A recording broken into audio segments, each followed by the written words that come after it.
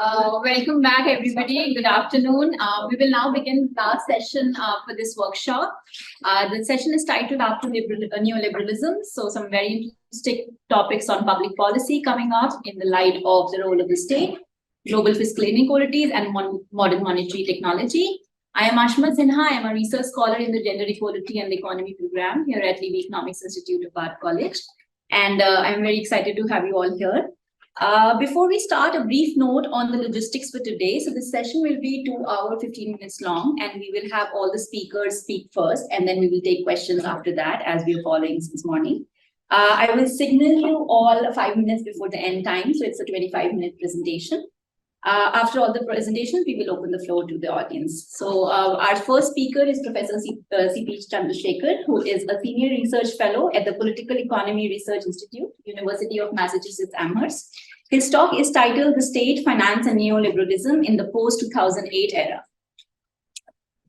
Thanks, and thanks to Pavlina and Levy and EDI and all the team, the organizers for inviting me and having me here. I must begin with a bit of an apology. I'm going to take you off. Of course, it's afternoon, so I guess a number of you are going to fall asleep, so that's perfect.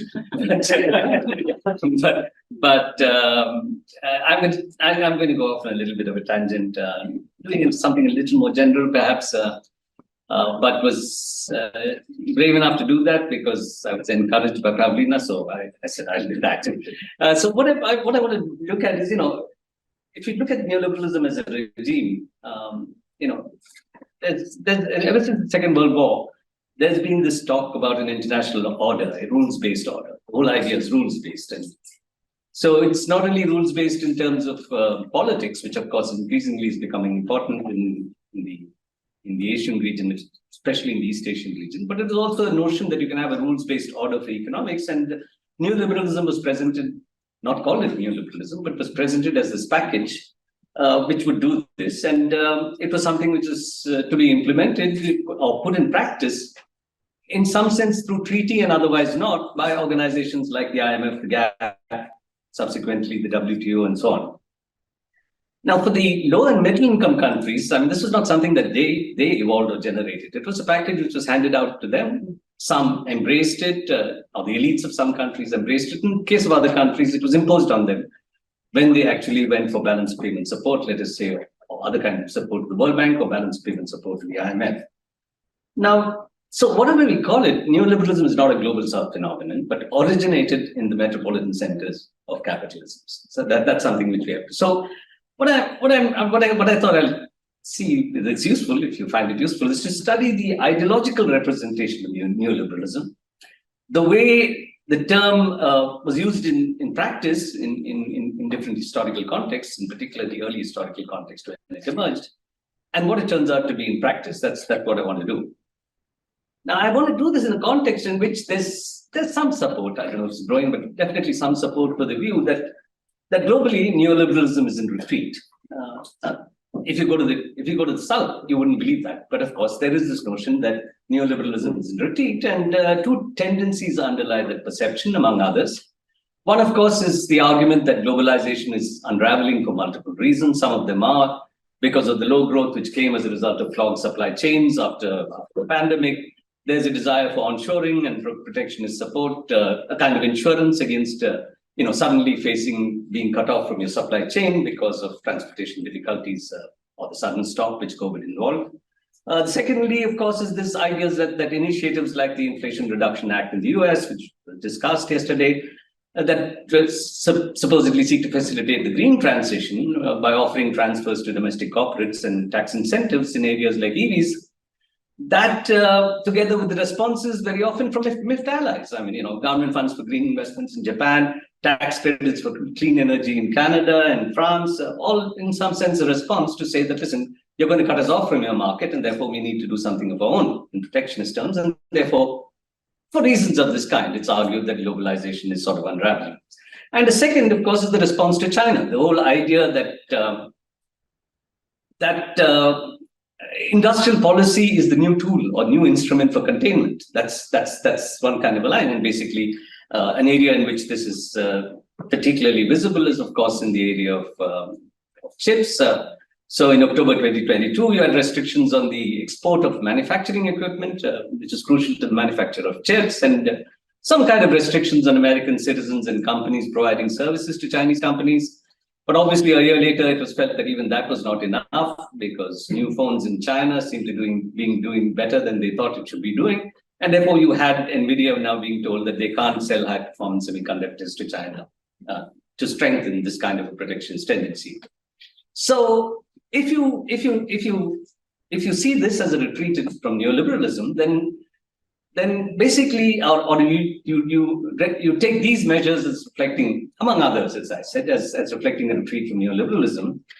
Then, in some sense, what's being argued is the definition of neoliberalism is that it's an adherence to market fundamentalism of a kind, in which the market of free economic exchange is presented as the most efficient economic mechanism, and that the regime privileges markets and calls for the reduction of state intervention and presence. I mean, even going to the extent in some cases of saying that you're going to have minimal intervention or minimal state and maximum governance, really, that's what we're heading for.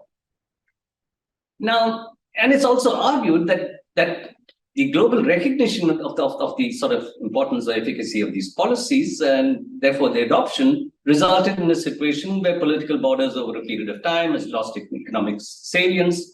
Finance and the production of goods has been internationalized, and there's relocation of production, of course, relocation of finance too, to the most competitive sites from the point of view of capital. And all of this is seen as something which is positive, which came as a result of the implementation of a regime of that kind, which, as I said, in terms of ideological representation, is presented as an attempt to say that what matters is market fundamentalism, that you leave it to the markets, the state can facilitate, but actually shouldn't intervene in any fashion which disturbs the operation of these markets, and therefore you need some kind of a minimalist state. Now, if you, as opposed to this kind of ideological representation, one way, and one can argue that actually if you go back and look at when did this evolve and how did it evolve, so it actually was just a convenient term to capture the shift away from the intervention that characterized the Golden Age, which of course was an amazing period in which you had intervention, particularly as far as finance was concerned. I mean, America had one of the most stringently regulated financial sectors in the world.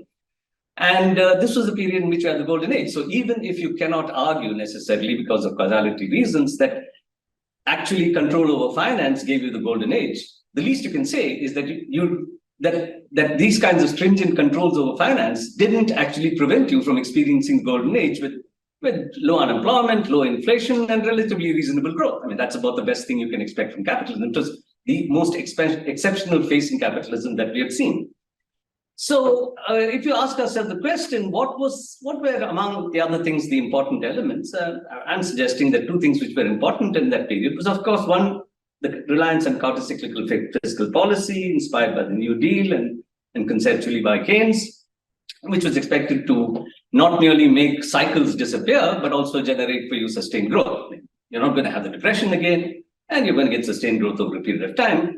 And the second was, of course, the regulation of markets, especially the intense financial regulation that followed the banking crisis of the 1930s, especially in the form of the Glass-Steagall Act.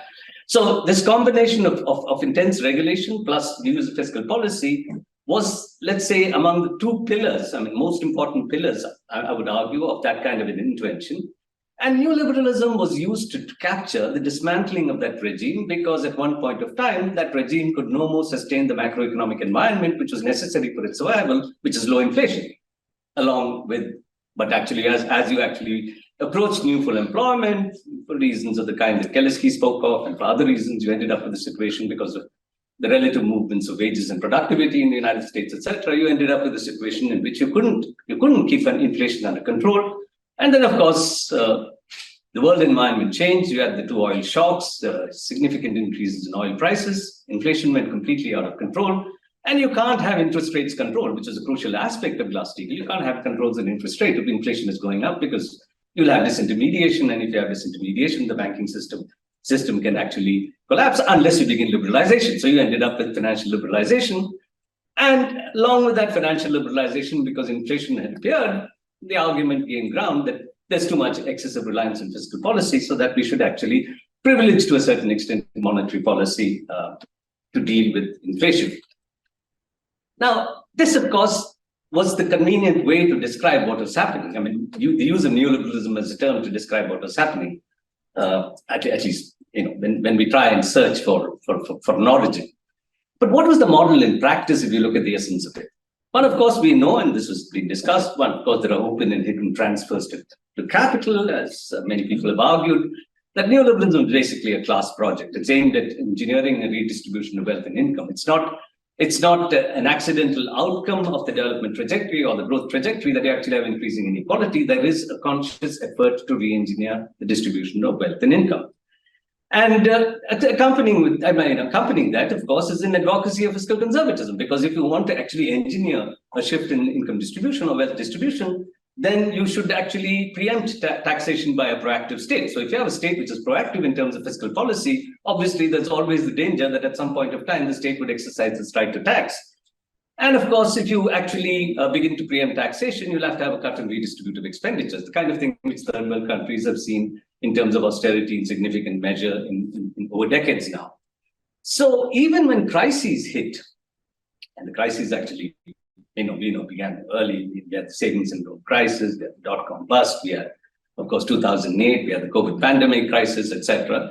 Though fiscal stimuli they were to a certain extent unavoidable, they were deployed late or only for a limited period of time. So this perception that we should actually not have a proactive state, as opposed to having a minimalist state, you needed a state to actually engineer your redistribution, but you didn't want a fiscally proactive state.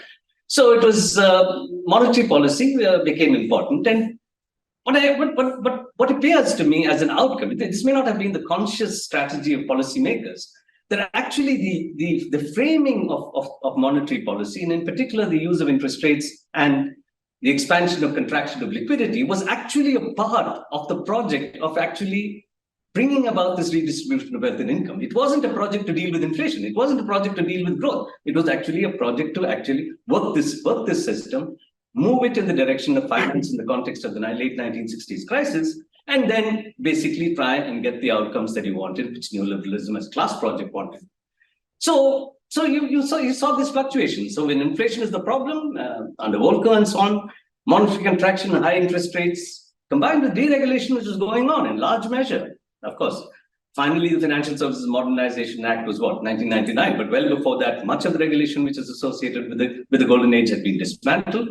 So you created new spaces for accumulation, particularly in the area of finance. That was what you wanted to do. You were doing it in a context in which you're using monetary policy without a fiscally proactive state to be able to ostensibly control inflation. Now, but on the other hand, when you have a situation of relatively low inflation, the so-called great moderation, etc., then that becomes an excuse with QE helping you, of course, to put massive amounts of liquidity to be able to generate the kind of credit boom which led up to the growth which preceded the 2008 crisis. You also can use it at the points of time of crisis. You use QE to take worthless assets off the balance sheets of the banks, so you can save not only save capital, but by keeping interest rates near zero, you actually provide for large profits. Very often, you're basically borrowing at zero and maybe investing in government bonds to get yourself whatever it may be, 1% to 2%, a small amount. Of course, you're welcome to move to Mumbai or Bangkok or one of these emerging markets and make very large returns.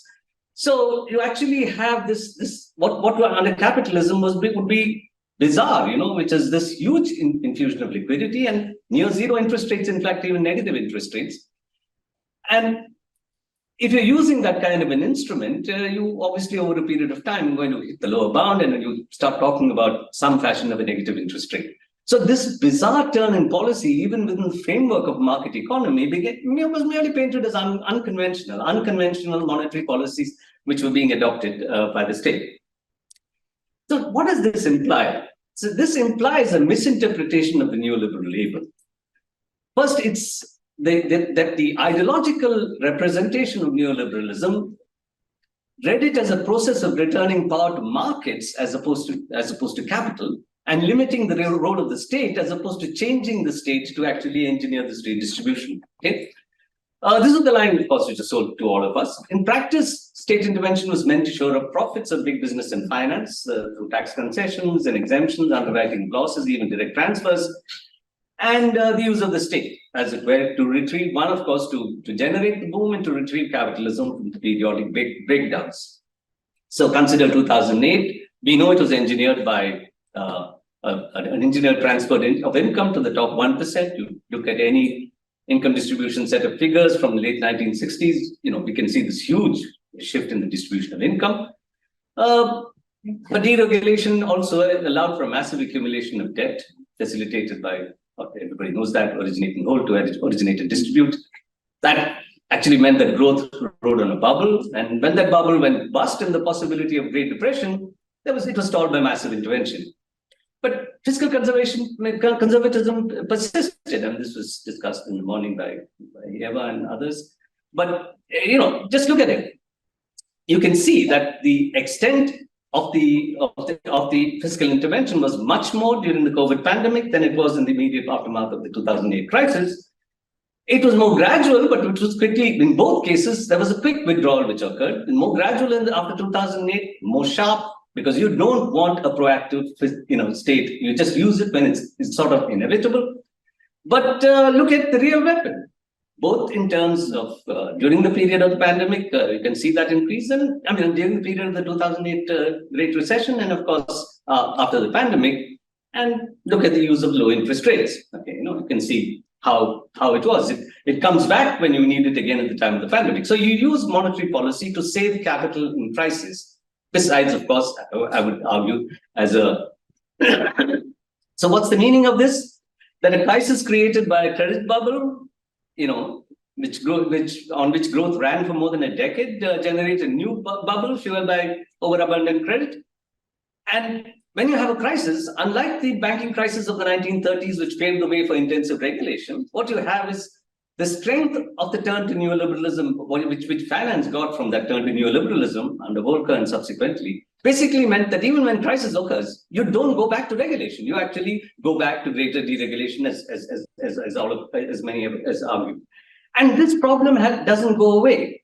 And this is known to all of you all, but I just want to refer to it to make the final point that we know that the crisis hasn't gone away. We had Silicon Valley, we had Signature Bank, we had First Republic, and in the initial stages, what you do is you try to do a within market attempted resolution of the crisis. You try to get, at least as far as First Republic was concerned, not SVB. You try to get banks to pump in deposits in order to be able to save the system in some sense.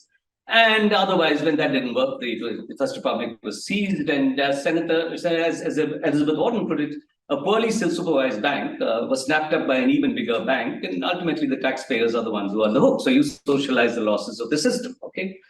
Now, how important is this episode? Well, it's not particularly important in numbers, and this is of course only till April 2023, which means 2 of the banks are in failure, many more have been failed. You actually find that you look at it in terms of assets, it's not small. You're really talking about significant assets even in this failure. So it's something which is important, which reflects what's happening.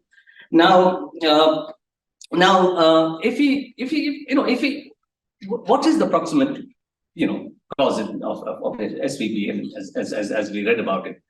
Well, basically, this is not a normal bank. It was a very unusual bank. It largely was a bank which hosted the surpluses which existed with companies for short periods of time because they were startups which were getting money from venture capital firms and other kinds of financial investors. They needed to hold the money somewhere. They got it in rounds of financing, and it was going to be consumed. But the point is, there were so many startups which are constantly coming up that there was no possibility that there wouldn't be always this liquidity around. So that SVB basically specialized in actually getting that. Okay, fine. So you basically say that even when they're taking away money, there's going to be more money coming in. I'm going to be always liquid. So maturity mismatches don't matter. So what do? I take this money for which I incur a low cost to host it. I put that money into securities which are considered relatively safe, give me a small return, but enough to make a profit. And the rest of the money, I give it back to a set of people who are the venture capital firms, etc., who once again invest in startups. And therefore, you have a nice circular flow of finance which generates profit. Okay. This was also true of a couple of the other banks which got into trouble. So in essence, what we're saying is that therefore this is not a normal type of bank. This is not a normal type of bank. Obviously, you're going to have large deposit holders, which basically means that these are not deposit holders who are holding their money in deposits which are insured, because the whole idea of deposit insurance is that you've got to take care of the ordinary depositor who's not too rich, is not in the area in which you're speculating. You basically say that you protected what, $250,000. Not a small amount of money, but you put some ceiling on it. Now, these securities are, there's not only a mismatch, but the mismatch is aggravated because of the fact that a number of those securities, a significant proportion of those securities were held to maturity. So you didn't actually mark them to market. So it didn't show on the books when prices were going down, when the Fed was raising its interest rate, that you're actually making losses if you choose to go and market that, because you argued that you're not going to market. You're just going to hold it to maturity. Now, this seemed to stay profitable business till such time as the Fed decided to okay, because I think I'm running out of time. Yeah, no, I will let you know. 5 minutes. Okay. So you basically, this is a very unusual kind of bank. So what happened when it actually got into trouble? Okay, it got into trouble because of the fact that when interest rates went up, people started saying that this is going to be a problem. But more importantly, you actually had a situation in which there was a financing famine for startups, and the notion of the startups is also a creation of finance. You just, a lot of them, you just fund them without anything in the bottom line, because you say that they get, the larger the number of whatever visitors or viewers or whatever it is they get, or clients they get, the likelihood of future profits is high. Okay. So you're not bothered about losses. It's a financial trick, and most of them actually die. We don't hear about them. Those who successfully hear about it, but if you have a couple of successes, you made your profits. So you basically then have this situation, and what happened when it unwound is that, see, basically, you move from originate and distribute to rechannel and profit. You're basically saying use excess liquidity to host that excess liquidity. Hosting that excess liquidity, you profit for the period of time when you can actually host it, but you forgot the possibility that really you could run out of a situation where there isn't going to be enough liquidity to actually come and treat you as a host.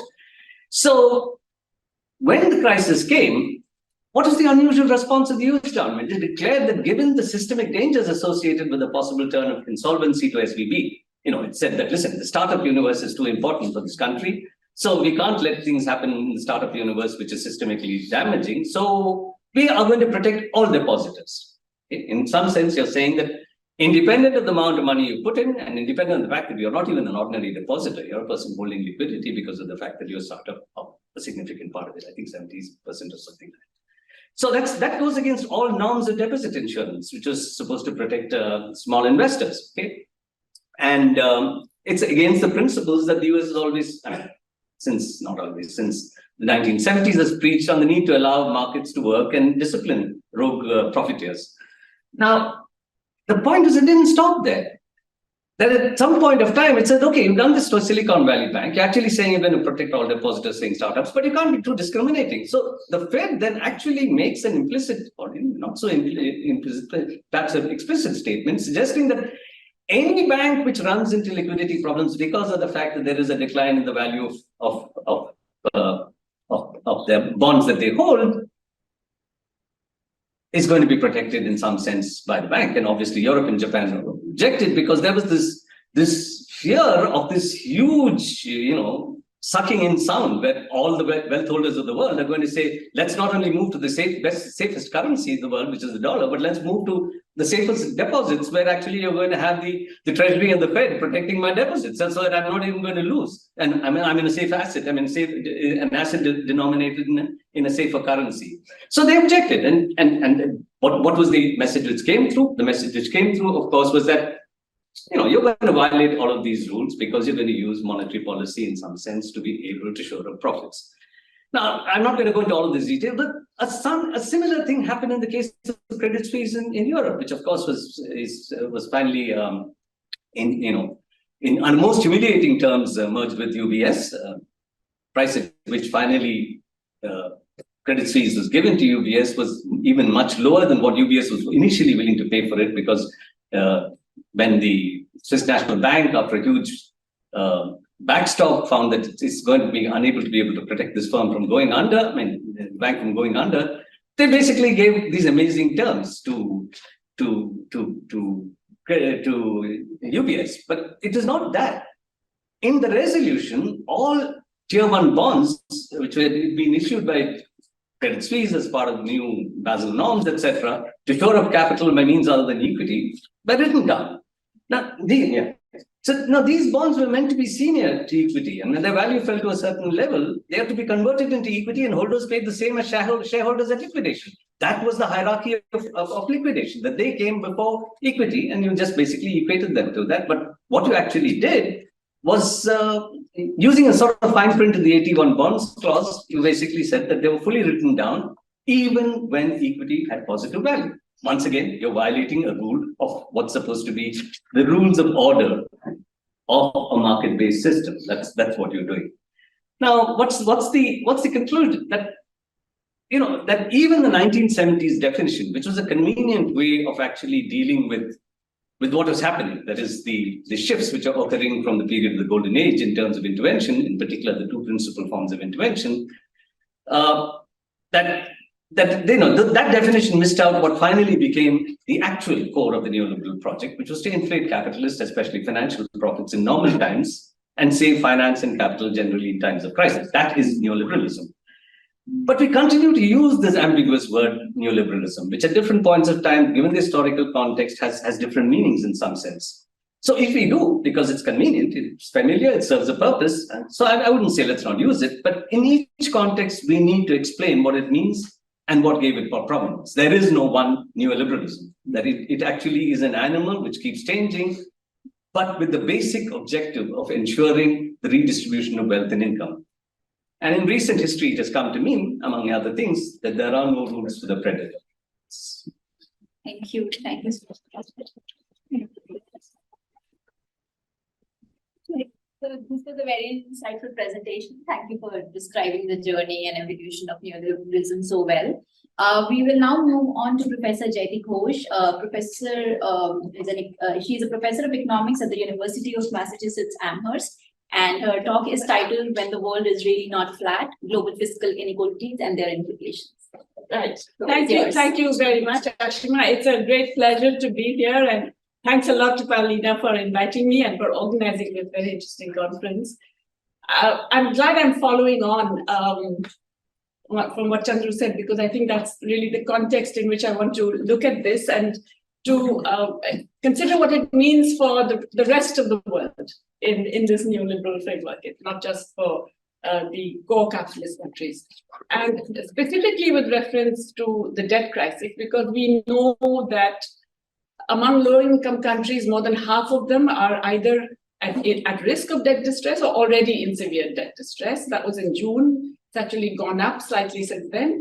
There are middle-income countries also involved. We've had defaults, for example, in Sri Lanka, or very, very severe debt stress and potential default in Egypt and Pakistan.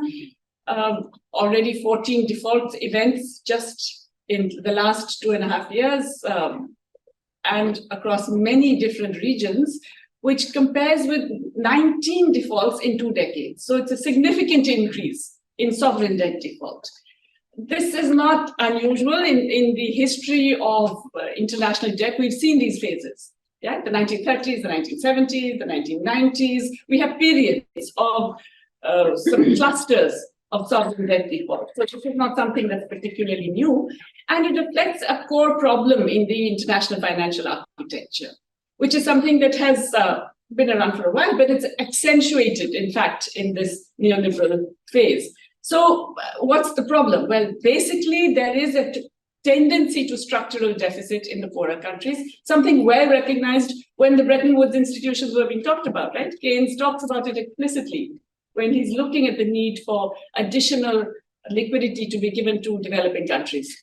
And surpluses in a few countries, usually richer countries, and obviously to ensure stability of the global system and some development in the South, you need to recycle these surpluses. So we've had different types of recycling mechanisms. We've had grants, we've had concessional aid, we've had foreign investment, and debt. In the past 3 decades, debt has dominated. And obviously the point about debt is that you have to service it. But on the other hand, for low and middle income countries, it's harder and harder to service it. because, in fact, they are prone to continued deficits. And then you have to meet your amortization, you have to meet your interest payments, so you end up borrowing more. Basically, you end up with Ponzi finance. You're borrowing to repay.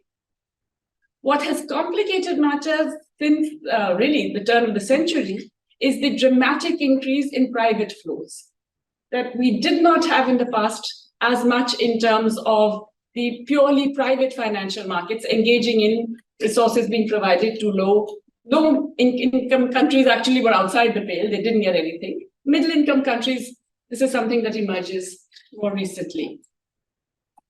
And so now, in fact, most of the debt is privately held. So in these 2 decades, we've seen the share of public and publicly guaranteed debt of low and middle-income countries that bondholders hold increase from just 1/10 to half.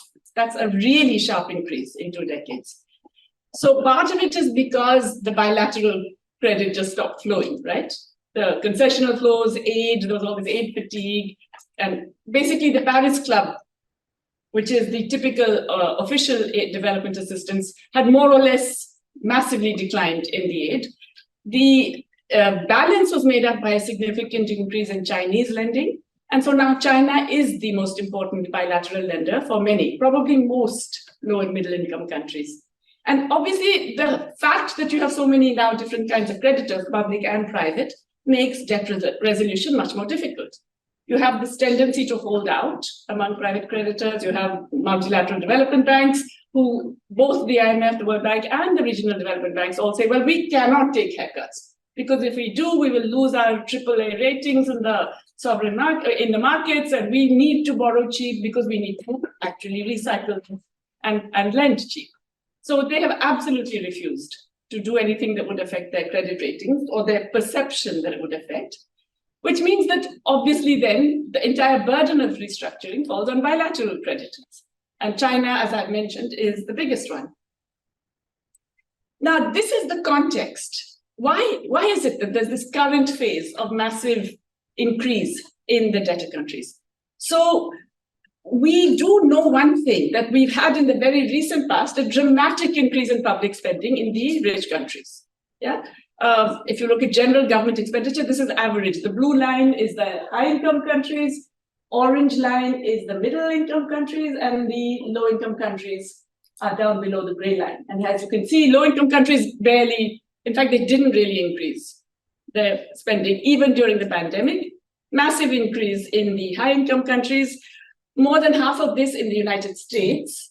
According to the IMF data, between January 2020 and March 2021, the US deficit, not deficit, the additional spending per capita is in the range of $27,000 per person additional spending in that period of 15 months. In the low-income countries, the additional spending on average was $2 per capita. So that's the kind of difference we're talking about. You know, seeing it as a share of GDP doesn't really give you a sense of how dramatically large that difference was.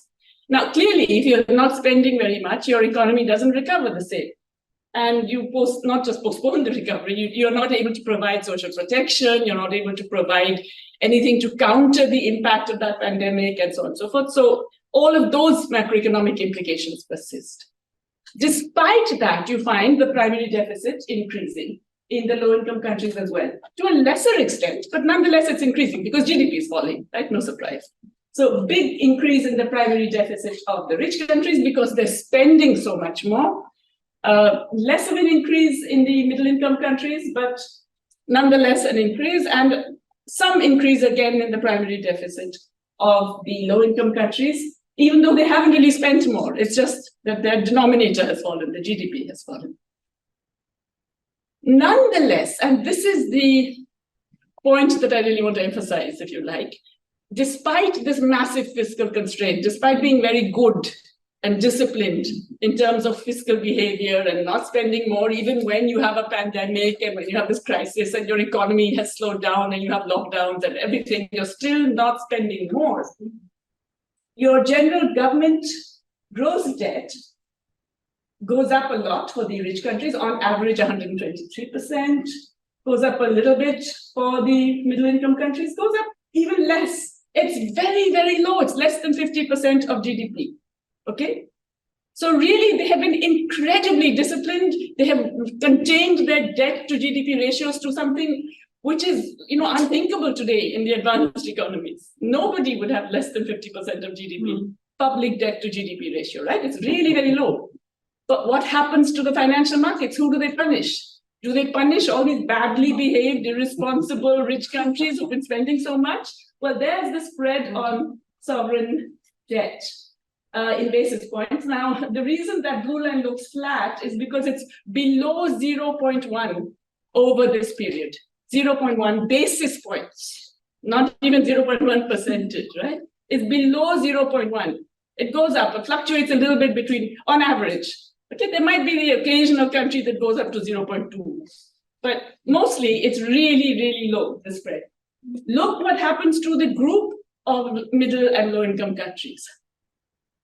And this is the period when they're being, as I pointed out, incredibly fiscally restrained at cost to their own citizens, right?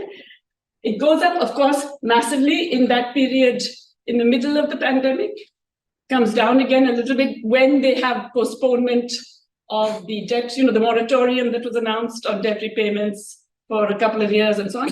And then the beginning of the Ukraine war onwards, bam, it goes through the roof. This is just for this is for the average of all countries. Now, bear in mind that this includes very strong economies like China and so on and so forth, Malaysia, okay? If you are taking some of the more debt-distressed, low-income countries, you get increases in basis points of 1,100 over this period, despite the fact that they are being so incredibly disciplined and careful about their government spending. So what's very clear is that this has nothing to do with so-called economic fundamentals, right? Debt to GDP or any of those things. It's everything to do with what the advanced economies decide to do in terms of their own macroeconomic policies. And what really happened over this period is that the monetary tightening in the rich world, which began, I suppose, before the Ukraine war, middle of 2021, you could say, and then, of course, accentuates after that, creates the flight to safety that Chandra was talking about. And the rich economies that don't play by the conservative fiscal rules when it suits them don't have to bear that burden. The burden falls on the poorer countries who are being as good as they possibly can be, good as defined by the global architecture, okay? So, in fact, their sovereign debt problems get worse. Simply because of that rise. I just want to make you look once again at that rise in the spread. It's nothing to do with what they're doing. That rise in the spread is entirely happening to them because of those macro policies in the advanced economies. And therefore, they fall into debt crisis. It becomes harder and harder to access new funds, and it becomes more and more difficult to repay. And of course, then you also get flight of capital, and that in turn further worsens the problem. In other words, the expectations become self-fulfilling.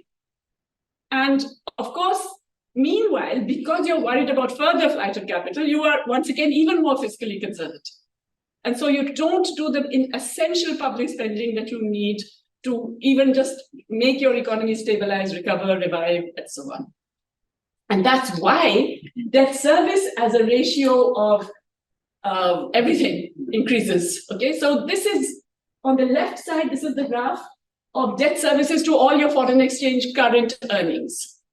Okay, so that's your export of goods. Oh, sorry, the word exports is missing here, but it's the exports of goods, services, and your primary balance.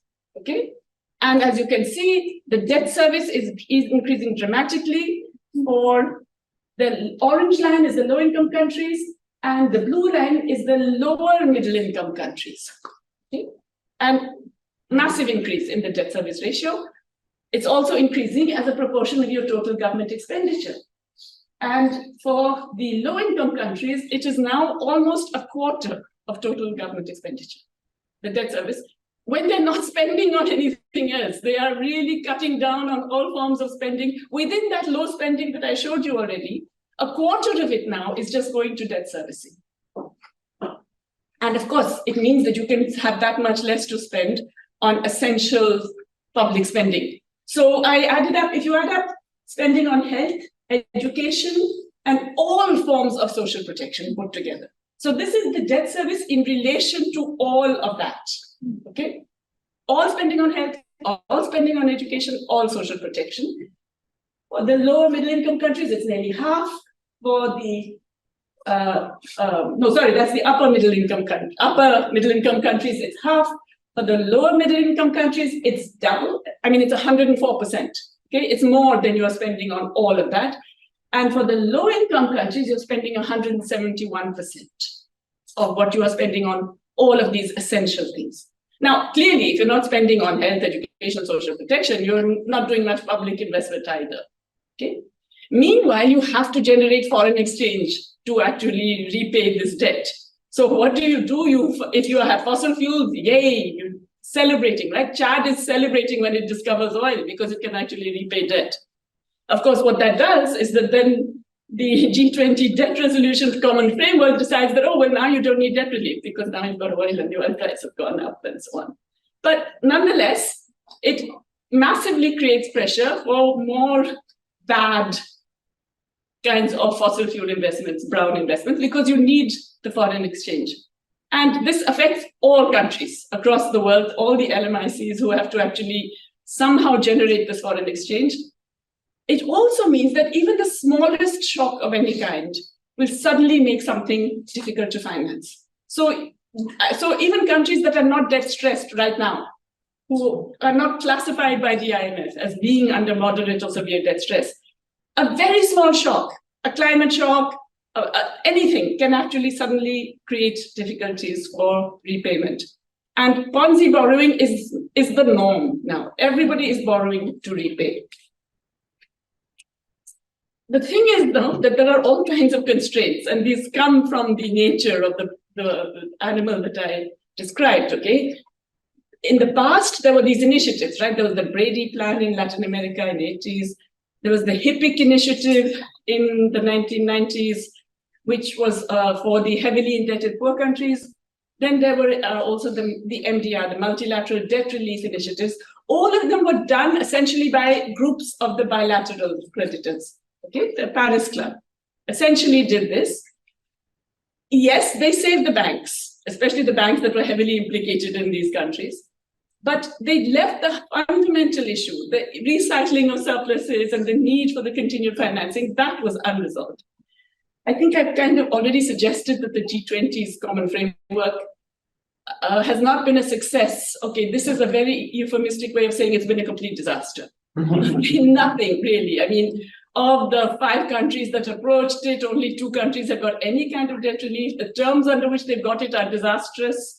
It's really a mess, okay? And meanwhile, the minute you approach the common framework for debt relief, then the markets punish you. They say, oh my God, you're going to have problems repaying. We better get out while the going is good. So obviously, you're not going to get half the debt is private, right? You're not going to get any significant debt relief unless you restructure the private debt. But they don't agree. And so far, it's all voluntary commitments. There is no pressure on private creditors to actually be part of the resolution. It is possible, and there is still hope in New York State. We're in that right now, right? There is, in fact, a resolution pending, which is changing the law for sovereign debt flows to actually make them subject to the same rules that exist for domestic debtors. In other words, to force all the creditors onto the table of the resolution framework. I believe that multilateral institutions have to actually go in for debt relief, but so far the high-income countries who are the major shareholders have strongly resisted this. And China is basically saying, well, why should I be the only one taking the burden of the debt relief? Especially when it is decided by a G20 common framework based on an IMF debt sustainability analysis, which is rubbish, which it is, by the way. It's absolute rubbish most of the time. It so happens that there is, in fact, a lot of debt relief being provided by China, under the radar, possibly, or at least it's not publicized in the Western media because they don't want to admit that China is actually doing debt relief, but it's doing quite a lot, okay? Just in the last couple of years, about 104 billion, which is more than 40% of all IMF lending in that period. So it's not a small amount. It's just that it's not doing it under the aegis of the G20. It's not part of that roundtable of the common framework. And there were in the last 2 decades, there were about 128 bailout operations in 22 countries, a total of 240 billion. Again, not a small amount. Picture that in relation to the net funds flowing as ODA from the rich countries, which I believe is less than 50 billion. It so happens that some of the countries that have received this China aid are also recipients of IMF support. In every case, the Chinese support or the relief is dramatically more than the IMF assistance. And the IMF assistance comes with many, many strings, okay? It's still conditionality linked and it's tiny. The amounts are pathetic. Little fragments of, dollops of money into the system. And of course, then not only do you have to do all these domestic economic conditions, but you have to agree on you have to get all your creditors to agree to restructure. You have to do it. It's your responsibility, not the IMF or anybody else. I've already talked about the debt sustainability analysis. It's always flawed. And it's amazing that they don't publish the full methodology of on what basis they derive these. Mm-hmm. I guess it's not so amazing. I mean, nor would I if I had done that, I suppose. But they don't actually bring out the methodology. And they, in fact, they don't bother to tell you that, well, our projections for last year were way off the mark and we have to change them completely. So all kinds of problems. The bailouts essentially mean that the private creditors are free riding, and that's still occurring because it's the public creditors, the officials who are, and now the local creditors because of domestic debt restructuring. So the usual conditions operate: devaluation, flexible exchange rates, and then they're very surprised when that's inflationary. Public spending cuts, indirect taxes increasing rather than direct taxes, higher user charges on public services.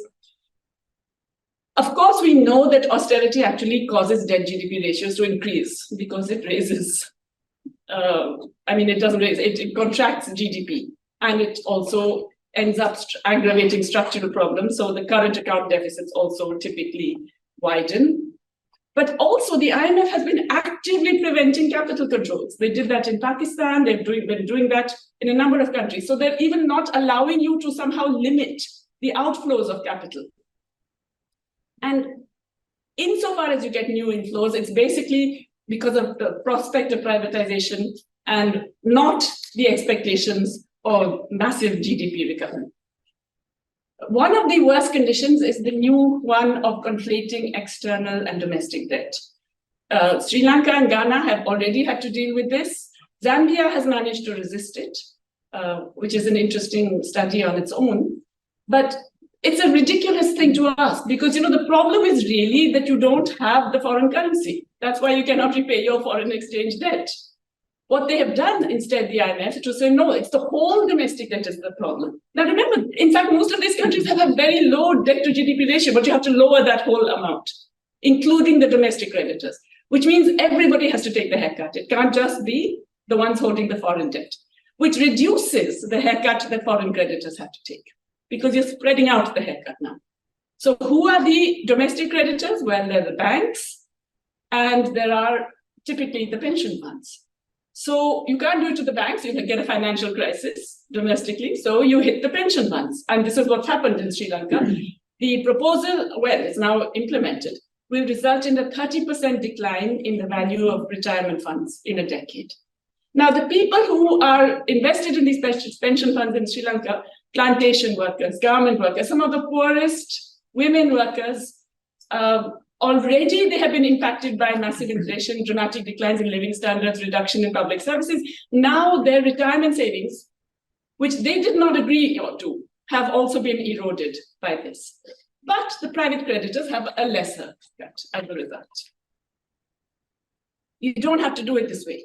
We obviously have to get more liquidity to LMICs. And the SDRs, the special drawing rights of the IMF, is an obvious way to go. I was a member of a board that made some recommendations to the UN, and one of our recommendations was not just an annual increase in SDR allocations every year, let's say 200, 300 billion per year, but also selective SDR allocations based on some clear criteria, a climate shock, a terms of trade shock, an interest rate shock, not of your own doing. Okay, so clear criteria in which there would be selective allocation of SDRs. And that's something that, it's almost costless for the global economy. The amount of liquidity is tiny compared to the 30 trillion that has been released in the global economy over the past decade. So it really would not make a difference at any level, but it would be a lifesaver for many of these countries. We have to change the structure of the international financial institutions. They're unwieldy, they're outdated in terms of the voting structure. As I've told you, they give funds too little, too late, and with terrible conditions. We definitely have to have a new institutional structure with equal footing for creditor and debtor countries, and stronger rules for private creditors. How do you get there? How do you make sure that happens? I believe it cannot happen by just saying, please be nice, IFIs, please be nice, US. It would only happen if governments, the debtor governments get together, they coordinate. The term debtor cartel is not perhaps ideal, but really you have to be working together to improve your bargaining position. We know that, as Chandru had just told us, if something is seen to be systemically important, governments can work overnight, they can work over the weekend and fix it. With no matter how much it costs, they will do whatever it takes. So to be seen as systemically important, you have to be more than one little country out there. You have to actually be in a group. And in addition, I think we definitely have to have capital controls and internal financial regulation for low and middle income countries. Because the fact of this open capital flows is giving us such vulnerability and volatility, not of our own making, not of any policies that are coming from within, that there's really no benefit from it. Thanks. I can talk as always because now we have Raul, Carrillo, academic fellow and lecturer at Columbia Law School, and the talk is Modern Monetary Technology. Okay, last presentation of the conference, I think. So this can be a little bit of a doomsaying exercise, but I will do my best to keep it light and hopefully a little bit fun. For those of you who I don't know, I am a dyed-in-the-wool member of the MT community. I helped start or get running the Modern Money Network in Columbia Law School about 10 years ago with my colleague Rowan Gray. Since then, I have turned towards financial regulation, but financial technology in particular, first as a practicing attorney, as a regulator, then as a legal services provider for low-income, mostly immigrant New Yorkers. And then I did policymaking around DC, still do a little bit of that with a lot of folks in this room. But my academic research focuses on looking at money from a different perspective. And that's money as technology, particularly as an information system, as a communication system, et cetera, and situating what's happening with money politically with respect to developments in Silicon Valley. So the first part of my presentation is going to be unpacking a little bit what that looks like and sort of covering the basis of the field and what is essentially an issue spotting exercise or a threat assessment in some ways with notes on reconstruction. Then, in the spirit of this workshop, I'm going to turn towards what I would consider a collective research project towards thinking about economic democracy and money in the context, again, of what's happening with tech policy and business in this country. And in doing that, I will focus a lot on MMT, but I think what I'm going to say connects with all sister traditions as well, so to speak. And I'm going to do my best to talk about fiscal policy as well, at which point I will likely tag in my colleague Rowan. And then I'm going to pick up an invitation to talk a little bit about banking regulation as well. Okay, so let's get started. So first of all, being here, I would say that I don't think that I'm actually up here doing something all that new in the sense that I think MMT especially cut its teeth knowing a lot about what was happening in terms of tech. We often say we know the operations of the mechanics in the back of the house of money, et cetera. In some sense, that is technologically based and is necessarily so. A lot of people also early on in their careers noted the tech bubble. There's a particular story that the tech bubble has in our story of how we come to the global financial crisis, et cetera. Fred Block has done writing here about technology in the broad economic sense. Even Jan Klegel, I believe, has done some Bitcoin work, and perhaps we can talk about that later on. But I see this in many ways as a return to some of the strengths that M&T, post-Keynesian and institutionalist economics has had over the course of even recent history, but decades back as well. So money is a technology. There's literature in anthropology, there's a little bit in economic history about this, but there's not much. When I think of money as a technology, I adopt, a set of fairly broad definitions, mostly from the law and technology field. But I think that many of the common features that someone could ascribe to technology are present in money itself. In that sense, it is a tool that is both physical and conceptual. It is congealed in infrastructure. It has a material culture. We touch it. We have a physical relationship with it, even if that's just through your phone in many cases, or if it's entirely interpersonal and it's an oral tradition. In any case, you were talking about a tool that has a life in the world that you can see and touch, and you're talking about something that gives certain affordances and practical capacities to some people and not to others, and that almost always falls along pre-existing social hierarchies, or if you want social hierarchies that develop along with the technology itself, which provides a richer picture. Up here, I've included 4 different kinds of technologies, in part because they lead their differences and similarities between them. A discussion of those leads into how I think of money as an information system. These are all different in many ways in terms of governance, in terms of how they work, etc. On the far left, we see someone using M-Pesa in Kenya on their phone. They're using essentially a telecom system with a banking system in the background to transfer money, where previously they could not do that peer-to-peer on an efficient and quick basis, according to definitions of operational efficiency, right? That creates a certain kind of network in the minds of a neoliberal. It has allowed Kenya to leapfrog, and there are real obvious benefits to this, to economic participation, etc. But it does come with costs, which we'll discuss in the context of development generally, I think, throughout the presentation, and then I'd like to link some things perhaps in the Q&A. On the far right, we see a liability of the East India Company, and one of the first developments and major deployments of what we might consider private cash.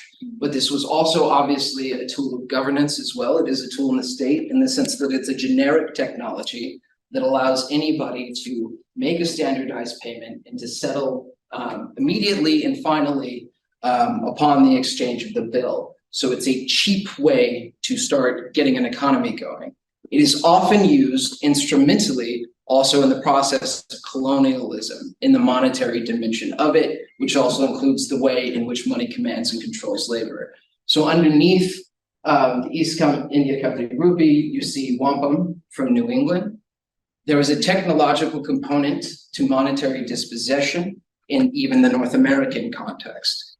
Kay-Sue Park, who is a law professor at Georgetown, has an excellent article called Money, Mortgages, and the Conquest of America, by which she explains that it is the exchange of instruments, and you can think of them as technologies that mean different things, and the confusion in this exchange that leads to the consideration that is passed for the dispossession of land. And in that moment is the invention of the legal foundations of the US mortgage. It is literally a tool in which we are talking about swiping items which have different meanings. You'll notice wampum is a lot more adorned than you imagine colonial cash or bills, I should say, existed at that time. It is considered to be a gift. It does not represent what a different monetary instrument, as colonialists knew them at that time, meant, right? So we're talking about different things.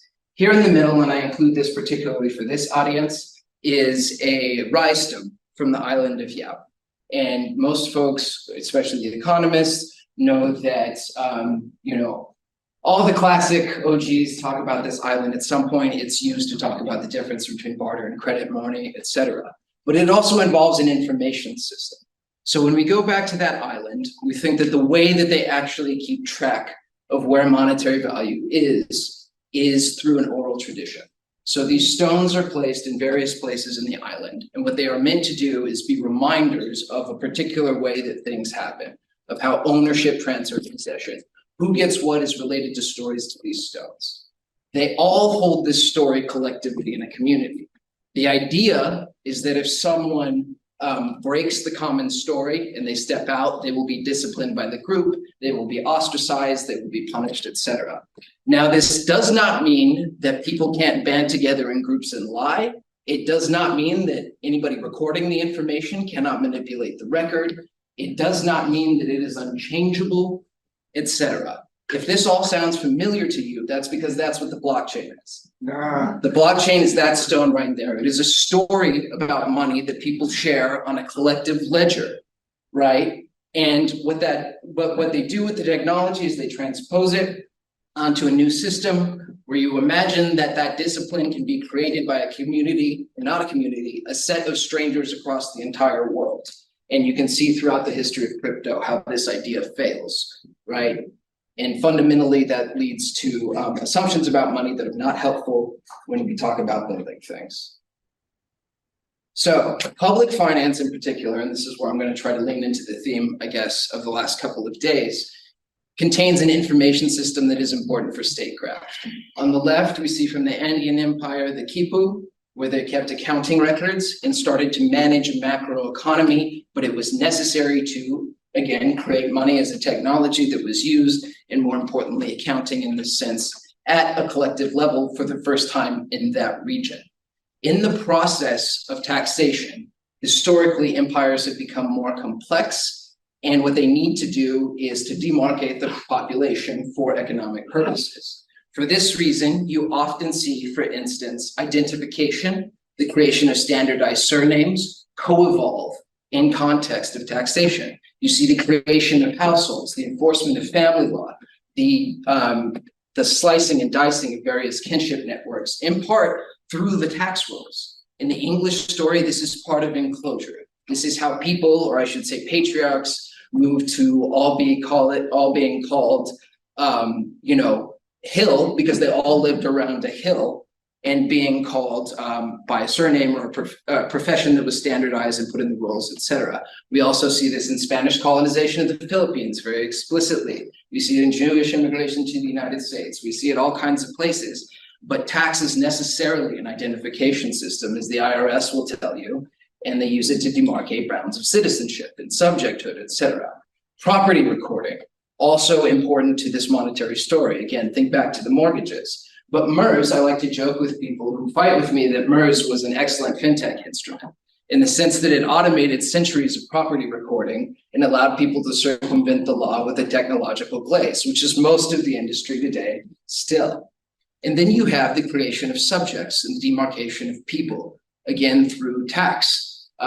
There is an idea now, especially in the quote unquote developing world, that finance is in fact the way towards standardized identification in places that have, so to speak, weak state ID systems. It is the premise of a lot of the technology companies that are going into the majority world in building these systems, that they are achieving the functions of public governance. And in some sense, they are doing that, and they're especially doing it through biometrics. The laws in the United States and globally generally allow for massive data collection. Over time, the way that the state collects data, especially the way that the state collects data through merchants, through businesses, has changed drastically. In the context of the law, not only does the problem start like at your fingertips with the contracts that you enter, et cetera, that allow them to collect data, but then there are a few laws about how that data is stored, how it's accessed, how it's shared, how it's used by commercial companies at all. Essentially, the laws that govern that space were created in the 70s. The international standards reflect the US laws from the 70s. They don't work anymore. There's no Fourth Amendment on the internet. I'm not going to spend much time on that. The cops can get whatever you put on there. The spies can get whatever you put on there. It used to be the case in the United States that if the cops wanted to find you, the place that they would call would be Domino's Pizza and get your payment records. They don't need to do that anymore because everybody uses phones that tie geolocation to payments and fall outside the US Supreme Court doctrine around privacy. So within this, people are trying to make a lot of money, and they often do it with the consent of the government. Elon Musk, who started with PayPal, although people often forget that, is now trying to turn Twitter and X into a giant financial services platform, beginning with payments itself. On the right, we see a graph of a report from JP Morgan Chase highlighting specifically monetary surveillance as a site of growth for the industry, legacy institutions, as well as their Silicon Valley competitors and partners. Payments data is especially important to the tech sector, and think about Facebook's attempt, to create a parallel currency, much like Elon Musk's, starting with payments because payments data is granular, it is specific to people. It not only indicates what you like in the way that a Facebook button does, it indicates what you want, what you need, right? It is already monetized in this sense. It is richer for the companies to collect payments data than generic non-payment social media data. It's just more helpful for the entire industry of Silicon Valley.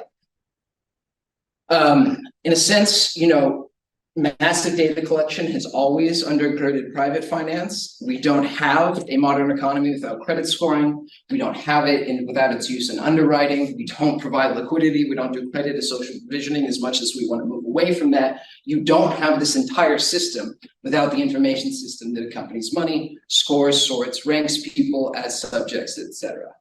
As things expand, as Silicon Valley continues to partner with Wall Street banks in new ways, we see one company in particular taking over the space. It's called Plaid. If you sign up for a Venmo or Cash App account, the second screen will be Plaid real quick, and you won't think it's important. You'll screen past it, and they give you, they take your data forever and they sell it, and then they get sued in the Ninth Circuit. But of course, the judges are bought by Silicon Valley, so it doesn't get very far, right?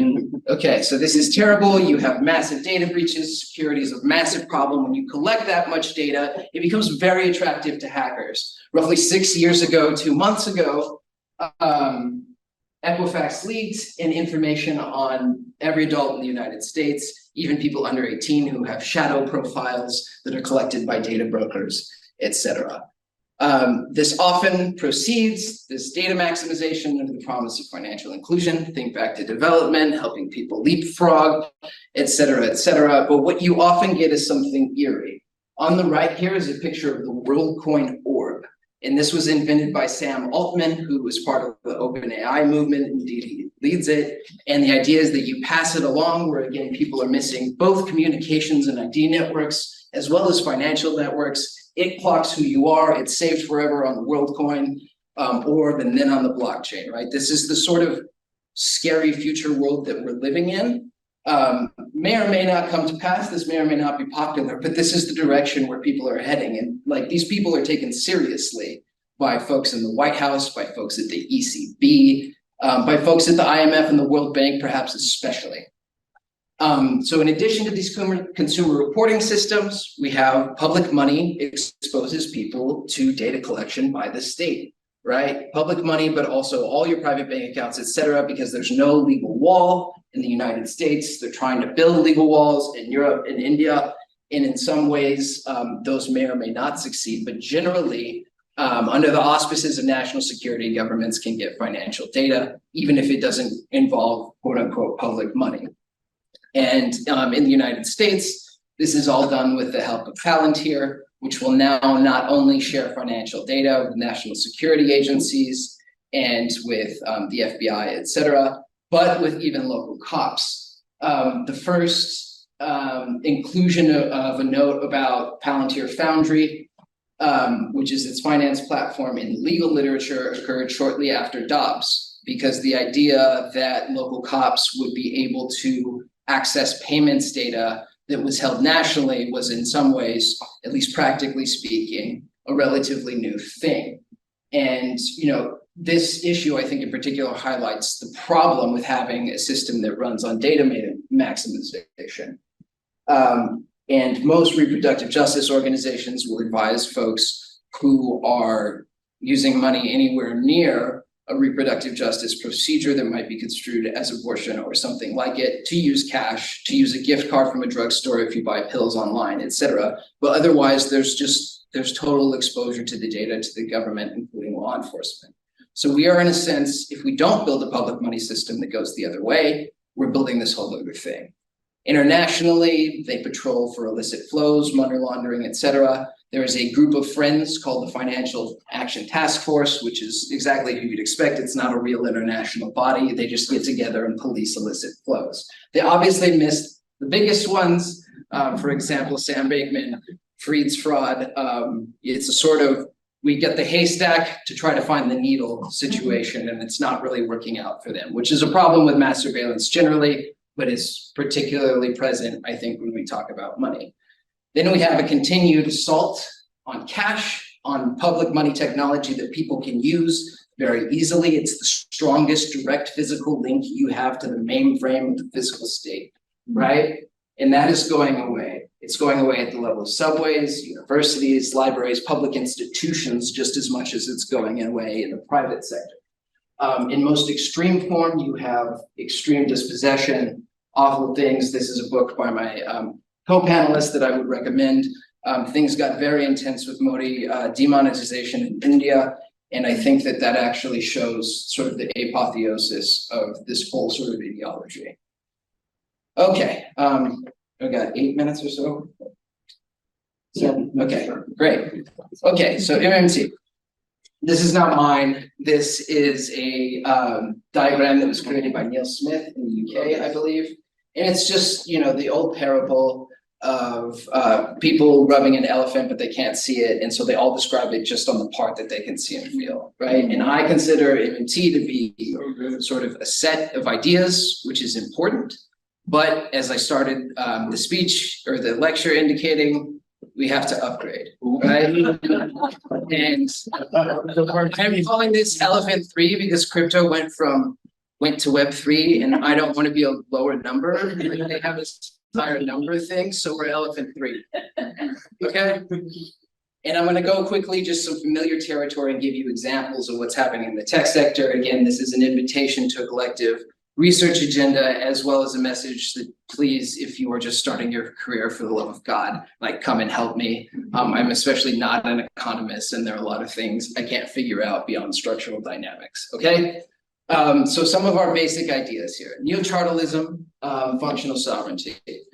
The digital yuan, you know, one way that they are moving into the majority world is, of course, the manipulation of sovereign debt, as we heard, public investment, et cetera. But there is also a way in which the technology can lead, right? Again, think about what it means for China to supply an information or an identification network for somebody that they can't build themselves. Of course, there are strings attached, but if someone wants to set up basic infrastructure in your country, the pressure is actually quite extreme. We see this through Facebook's Basics program, for instance, right? Folks accepted total surveillance, but they took the free internet for their citizens. This is part of Silicon Valley philanthropy, development, et cetera, but it's also done by the major powers. And in some ways, the United States is doing it, but they don't talk about it much. Department of State is using blockchain to create a property registry in Fiji, and there are allegations of theft of land because of the obfuscation of the blockchain. These things are going on. They're going on everywhere. In some instances, it's companies like Facebook trying to create the currency in some systems that are struggling, people who want to go off the dollar, et cetera. That effort crashed and burned after a big fight, but it's not the end of those visions, as we know from Elon's recent remarks. There is a world of unsafe banking or faux banking that lies beyond the perimeter. This is the site of a lot of my research and the regulation type things that Rowan and I do around DC. All these apps on your phone have uninsured balances, right? Silicon Valley Bank went down, as we heard. The Fed stepped in, they rescued them. It's unclear what would happen if PayPal were to fail tomorrow, right? These balances are not insured. We assume they're micropayments, but we don't really know. What we do know is that PayPal, for instance, according to the last 10K, which is available on the SEC website, had roughly $40 billion in liabilities outstanding to consumers. That is conveniently about the same size as deposit volume at Silicon Valley Bank. The stablecoin industry, which is supposed to be the ballast of crypto, which failed last March, preceded and was a necessary but for function of the collapse of FTX. That is all unregulated. That's about $40 billion as well. And so people need to be looking out for this. A lot of folks in the MMT community cut cut on banking regulation, and this sector is just going to grow. And if we want to catch it before it becomes a real source of potential financial contagion, which will necessarily spill all over to Silicon Valley, then we need to start that sort of research now. SVB, and in many ways, it's just like a sort of obvious example of incest between capital, but there are worse things potentially down the road. I know I have 3 minutes. I'm going to beg you for 2 of them additionally, just because I want to tag in Rowan to speak a little bit about the technology, how technology might afford us a possibility for streamlined regulation, but perhaps more importantly, just fiscal policy. Yeah, really quickly, if you look at the United States, for example, we have a bunch of different committees. Okay, we have a bunch of different committees within Congress. You know, you have an appropriations committee, an authorization committee, you have a budget process, and then say you get approval for spending. You then have your individual agency maybe issue debt, but it doesn't go into the markets. It goes to the Treasury, who buys that debt and issues a Treasury security so that there's one common instrument in the markets, right? The way that that money then gets spent is that it goes into the Treasury's account at the Fed, and the Fed accommodates all of this stuff. So the way that, you know, MMT, as we talk about monetary operations, it gives us a few classes of material in our macro classes. But that process means that the Treasury and the Fed are at the center of every other form of spending that goes on in the government. And you actually see situations where that can become a chokehold institutionally, whether that's minting the coin and the Fed saying, no, we wouldn't accept it, like anybody asked you, or the Treasury going, hey, we don't want the Postal Service to issue debt unless they pre-fund their pensions for 7 years because we hate the Postal Service, to which the answer once again is, who asked you, Steve Mnuchin, what you care about the Postal Service? So the way that we have built our internal fiscal administrative structure, which is a historical result of the way that we used to issue debt, etc., means that we create internal blockages to the very simple idea that Stephanie Kelton would say, which is, you find the votes, the money exists. So we can create that. And to be kind of spicy about it, you can say the minute those votes exist on a piece of digital legislation, you are approving the creation of the money in the account held by an individual agency, not at the Treasury, not at the Fed, but each individual agency. That is to say, you put the government's internal budget system on the blockchain, and if you have a multi-sig approval from the right people, the money exists. So you can use the moment of digitization to make an argument for the drastic simplification and streamlining of the internal fiscal structure of the state, handing power back to the legislature with respect to the administrative state and away from individual chokeholds. Right. Thank you, Rowan. So there are lots of opportunities to essentially streamline the system along MMT-like lines through the building of new technology, but we have to get in on the ground floor, as some of us are trying to do already. In any case, no matter what happens, if digital fiat currency is held by people, that is different from a bank balance deposit being held by you, whether it's in your phone or if it's at the bank, so to speak, right? We're talking about a direct digital financial link between human subjects and their governments for the first time in human history, right? That is a different thing. It is a direct liability of the state on your phone, which is not what a bank liability or a Venmo liability is.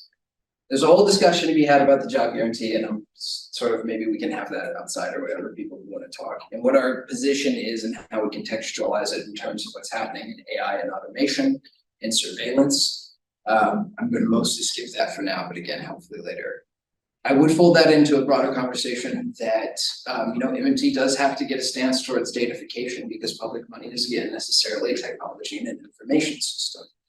There are people in Europe and in California trying to limit the ways in which our data is collected. I have extreme skepticism about how these efforts will work, as well as the CFPB's similar efforts, even though I used to work there. We have to build new things, new ways to truly have financial security, to have operational security. It also means that as well. These super apps are not safe.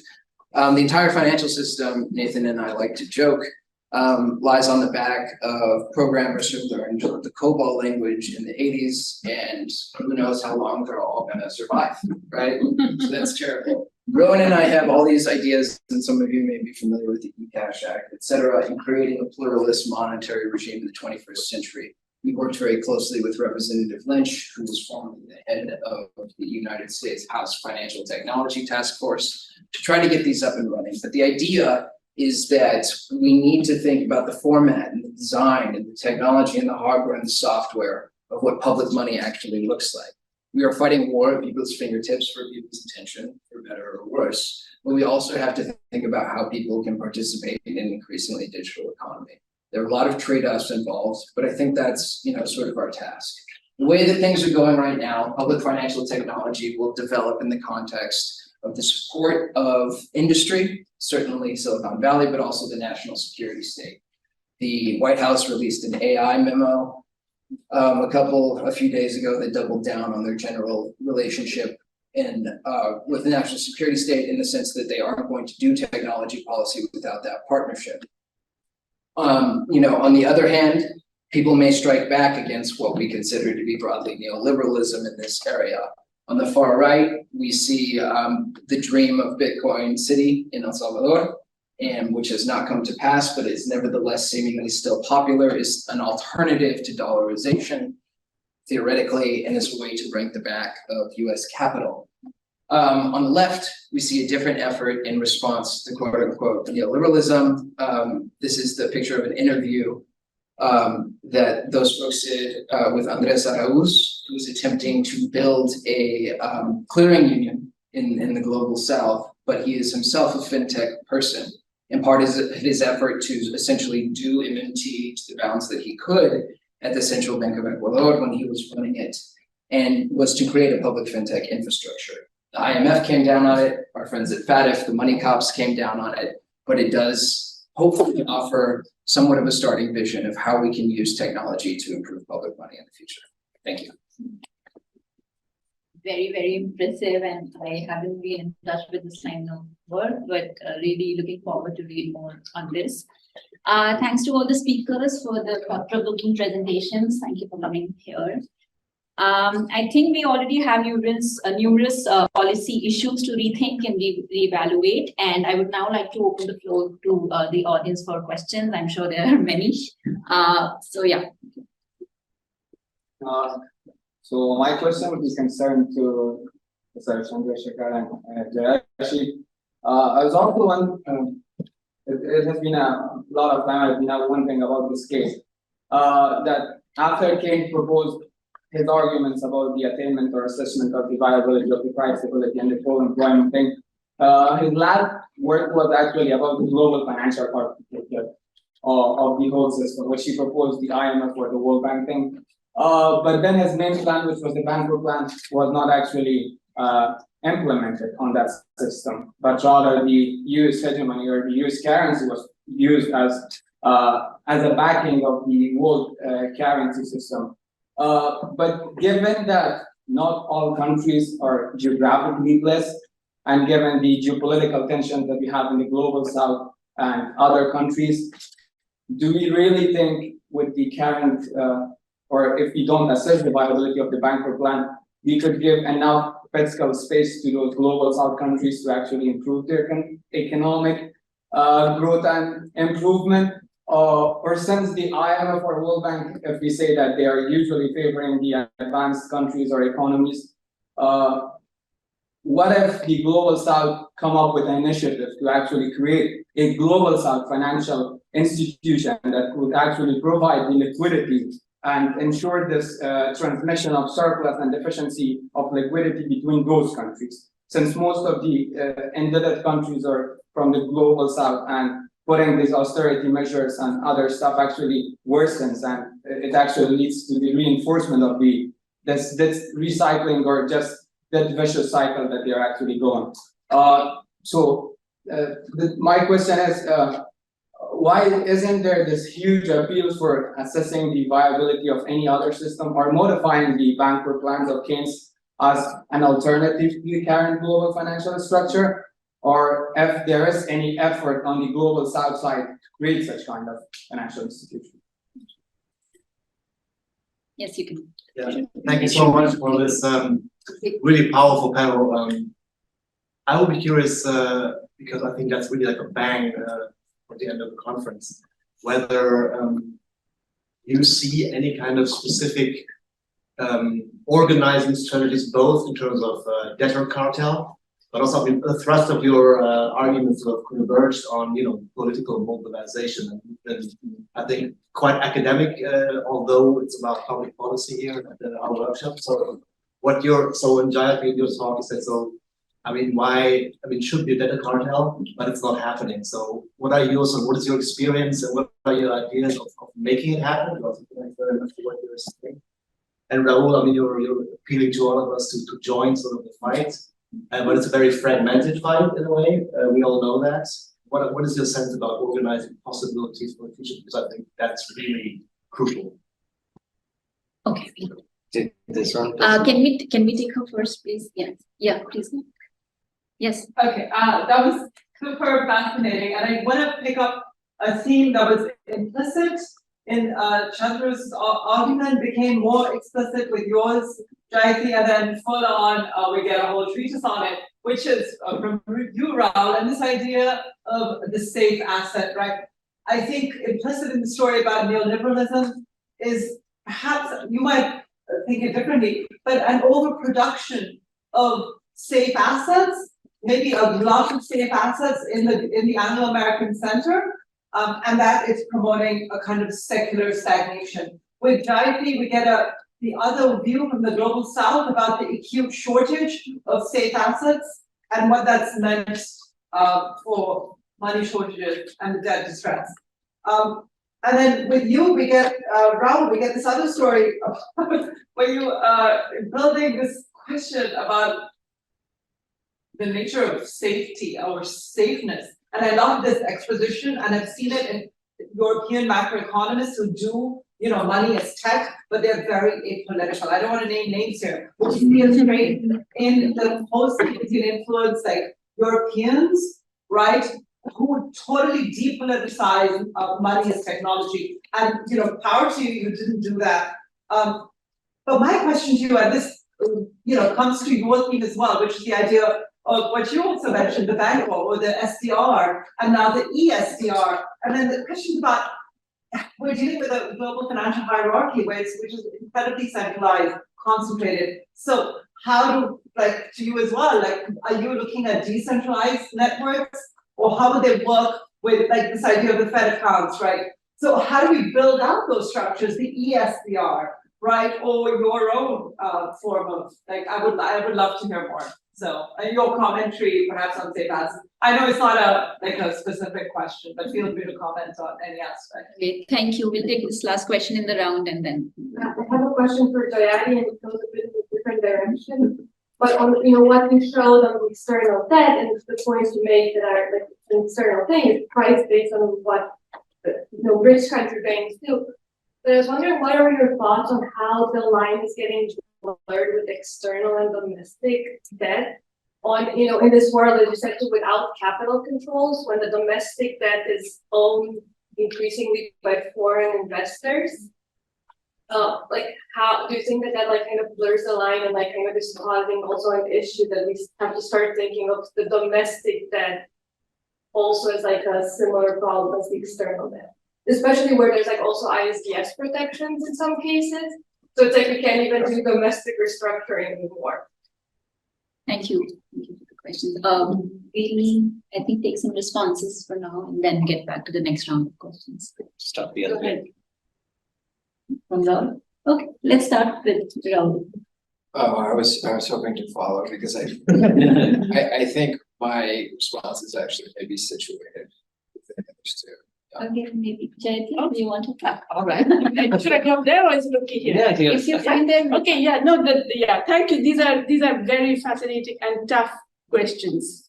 So in a sense, the first two questions are kind of similar, right? In terms of given and in a way, Mona, I'm going to try and look at the first three questions together. So, Gindelberger said it brilliantly. Money is about power. International money is about international power, right? Finally, that's the bottom line. And so what do you do? And first of all, why have there not been more experiments or more successful experiments in alternative liquidities, regional kinds of things? How do you do the organizing? Why isn't there more of that obvious need for organizing? And what do you do in the face of a global monetary hierarchy, which is, the Gindelberger point in a way? So let's face it, all of these attempts so far, let's say the flour in Latin America and so on, the brief attempt at a sort of a payments program in the Chiang Mai initiative and so on, they have not been successes. Okay. And okay, you can say that the rich countries were out to sabotage and so on, which of course they were. But I think it's also because the use of those was primarily only for exchange. In other words, it was only the medium of exchange function, not the store of value function of money that was at all considered. And that has inevitable limitations.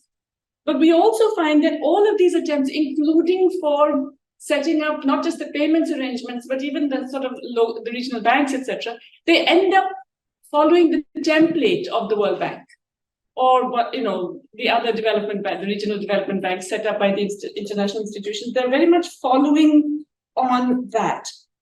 Now, this is where I actually have a question for Raul. So I'm glad to give you the chance to begin, which is the central bank digital currency, and I've heard also Katerina make a very convincing argument for it, and it sounds great in all of these respects. I'm wondering how it plays out internationally. I mean, sure, if China does it, I can figure how it would play out. When India does it, I'm a little less sure. And so I want to know how that would play out internationally in a world with the same monetary hierarchies that we've talked about. Can we undo those hierarchies without undoing the power imbalance? No, because that's the point. The hierarchies exist because of the deeper economic power imbalance, geopolitical and economic power imbalance. So you can't simply say, let's fix the money part. We can't do that. So I'm curious about how the technologies would address this on an international plane. And also, I'm familiar a bit with the Lynch proposal. And the question I had when they sent the draft to me was, what about surveillance? I mean, look, in India, we're obsessed by this because, my God, does our government survey, right? And they use it and they sell it to all the wrong people and so on and so forth. So how does it act? And you mentioned that it's really hard to ensure that you don't get the surveillance of the data breach and all of that. So how do you actually address that? Is the line getting blurred, Lara? Is the line getting blurred between domestic and foreign debt? So here's the thing, you can print money and repay your debt, domestic debt. You have control over your own currency, right? You don't have control over the foreign exchange part. Yes, from the creditor perspective, the creditor says, well, I could buy domestic debt and I could buy foreign debt and I should be treated on par. Foreign creditors are saying that. This is a demand of many global financial institutions that have purchased domestic currency debt, that they want to be treated or not. They don't want to be taking a haircut, but they have also been buying into the domestic debt. The reason you do that is because you're not worried about, or you have factored in the possible depreciations, the currency change, if you have factored that in, you should be willing to take that risk. Yeah. I'm also thinking, sorry, just to clarify, also like when they cash out, right? Because they're sort of also causing balance of payments. Oh no, absolutely. The fact that in fact many developing countries allowed foreigners to buy the domestic debt has become a major source of instability in the domestic bond market. But the repayment of the domestic debt is not such a big issue, for a sovereign. As long as you have your own currency, you repay Just to get back to that earlier point, my understanding of what Chandrasekhar was trying to do in Ecuador was to somehow get around that damn dollarization they got, right? And that's why the US came down so heavily on it, and the IMF, because it was an attempt to avoid the hugely deflationary consequences of the dollarization to set up. And in a way, it's not different from the coupon idea that Varoufakis had in Greece, right? In the midst of their crisis, when he was trying to think of an alternative way to generate liquidity in the system.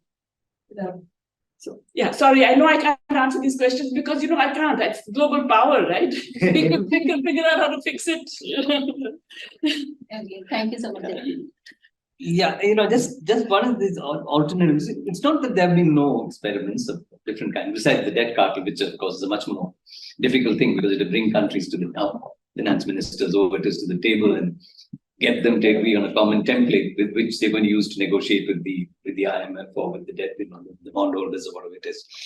But we do know that, for example, after the 1997 financial crisis in Southeast Asia, the financial crisis, that as opposed to what happened at the time of the Latin American debt crisis, when US Treasury went in, we had the whole Brady bonds, you use US government securities that we bought and used as collateral by these countries. You saved your banks, which are highly exposed in Latin America, but you didn't really save those debtor countries. I mean, they remained indebted.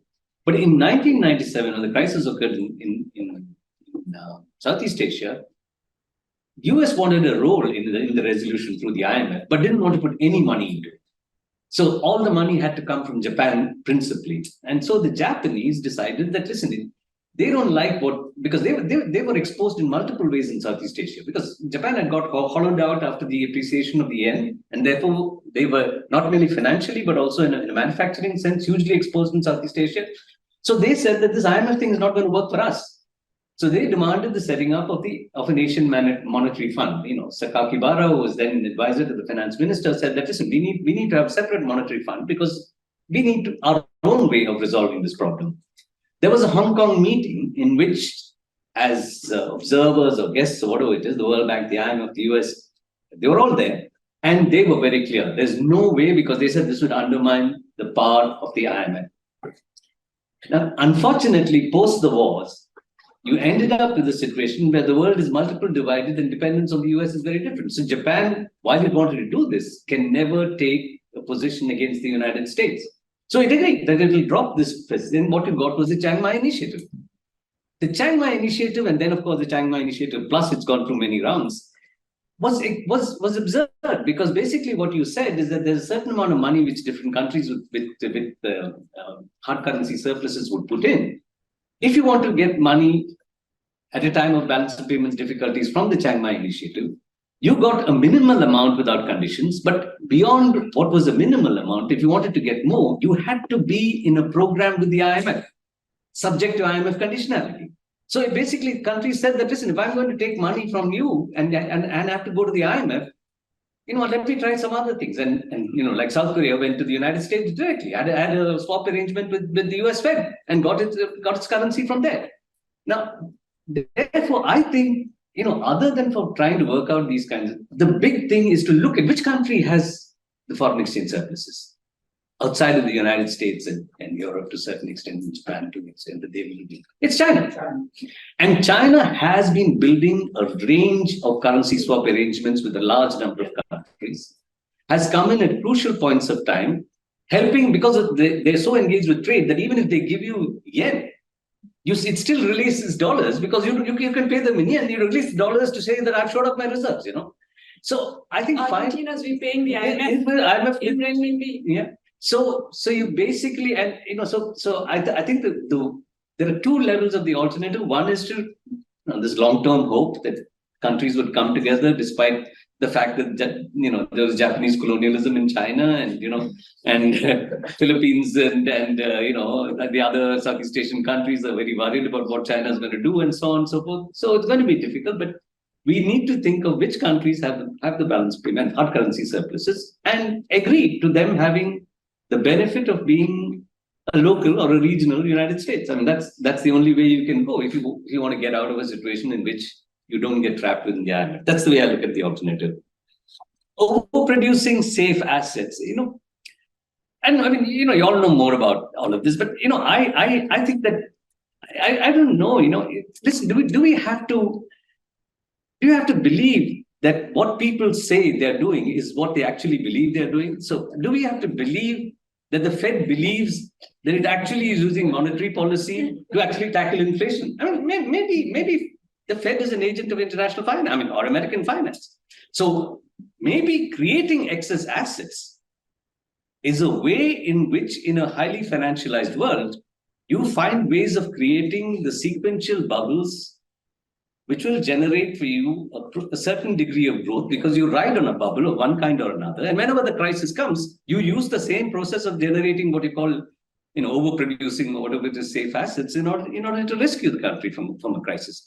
So, so maybe it isn't even that's the conscious way it operates, but the structure of the system puts you into a situation where if you can't have a proactive state which uses fiscal policy, and you rely on monetary policy, and relying on monetary policy might mean these kinds of things. You keep tweaking it in different forms in order to say that. So that's the way I would look at the.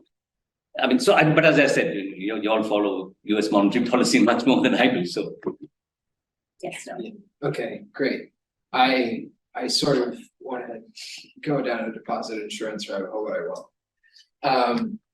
So I want to respond more directly to what you said, Mona, and to what you said, Jayati. First, I think I just want to clarify that I am not a techno-solutionist, nor am I a crude legal constructivist, nor do I think that the deepest layer of social reality is that which we deem economic. I think these, to take the cop out, are sort of, they all co-evolve together, right? And so I'm not trying to say that the tech solves deeper power problems, but it is a part of control, and it is a part of resistance.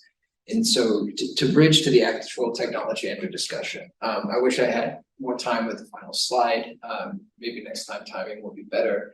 But Rowan and I drafted the eCash Act precisely because of surveillance concerns, and precisely because we realized that in advocacy for a public money system, we were leaning in to the surveillance state, and giving everybody public banking accounts was in fact a privacy and data security issue, amongst other kind of issues. So the distinction, first of all, the administrative distinction between a central bank digital currency and what we're proposing with digital cash is that in one case the Fed issues it, in the other the Treasury. This might work differently in different countries, right? So they maintain, just like the Fed runs the banking system, but the eCash is ultimately, it's printed by the Bureau of Engraving, points for a come from the mint. These are different entities. But more importantly, the eCash operates offline. So it doesn't go on the internet at all. So picture a connection via Bluetooth rather than Wi-Fi, to put it crudely, in devices talking to each other rather than talking through a network. So the money lives on the hardware rather than in the software in between, again, to put it crudely. You can have caps, theoretically, on how much money is on a card or a SIM card on a phone. Points could expire, so to speak. There are various controls you can put in, but again, it's on the hardware level. And so the distinction is one maintains, the eCash maintains what we hope are the physical properties of cash and legal properties of cash for the most part, while CBDC connects to a public bank account system that brings other trade-offs. Now CBDC, I don't mean to suggest that that gets central banks out of any sort of large macro binds, but it can be a piece of pushing back. It streamlines internal functions, etc., but it can be part of a broader part of building a different network. My understanding of what Andres was trying to do when it was at this ring is the same as yours. To put it in maybe MMT Tankist language, he was trying to exercise his power as a monetary vassal and sort of do some jujitsu with the dollarization and say that he could have expansive powers because he's down the line.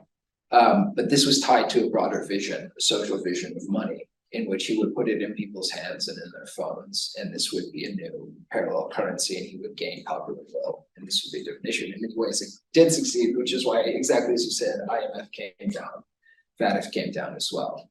He has a particular vision of technology, which I'm not going to talk about too much because I'm afraid I'll get it wrong, but involved in this sort of South-South clearing union idea that he has. I think the currency, it's not really a currency, but I think the project is called SUR. And Andres, I don't know if you know more about that, but and this is just to say that technology is a piece of this. And if you're going to build something new, you have to build something that's not Swift. In fact, that's the pitch for Ethereum in the global South, right? For putting it all on the blockchain and building an alternative structure. And I just think we need to think about what that looks like. And in other ways, I'm just compounding the problem that you've already identified and adding another layer to it and saying we have to figure out what that looks like. And so there's a policy fight, and then there's a social fight that has to be around this too, a bigger political fight.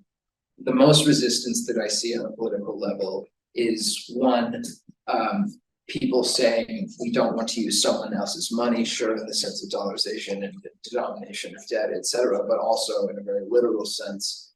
And beyond that, we don't want you to destroy cash because the destruction of cash doesn't come alone, right? It's often part of gentrification in the United States and the UK, for instance, but outright dispossession again, or surveillance and other sort of modes of control coming into other countries. right? So in the United States, it's people in the hood who are fighting like to get rid of push fintech out and to maintain cash, essentially, right? And most of the political resistance comes from the user level at the international level as well, where people actually think much harder about like how these instruments work because they face deeper problems, including, for instance, the lack of internet access, the fear of surveillance, the broader political project of demonetization, etc.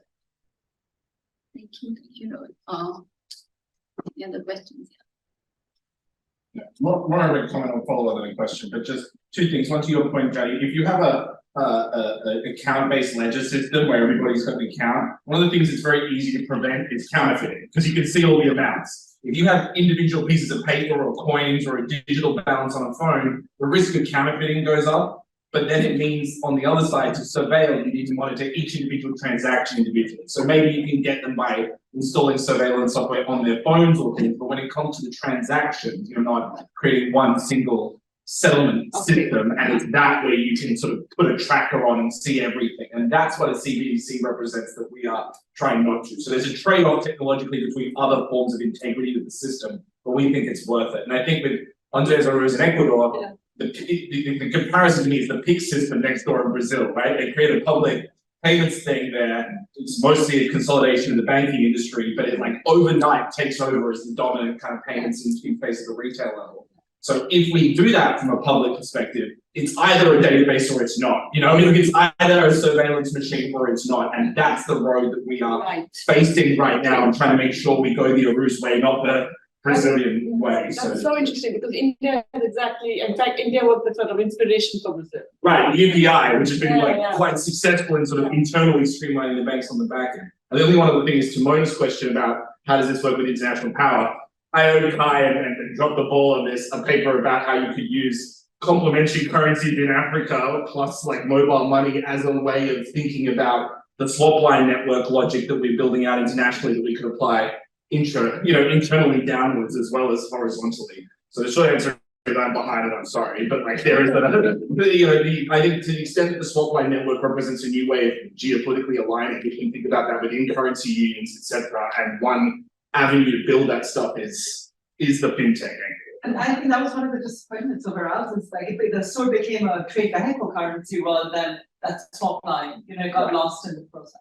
Right, but if you're talking about a wallet where it doesn't really matter which balance you're holding, they're all interchangeable, then the idea of complementary currencies at a sub-national level becomes a lot less logistically confusing than having 7 different accounts in different ways. Like that stuff is almost automated in your technology. You had a question? Yeah, I have 2 questions actually. One is about about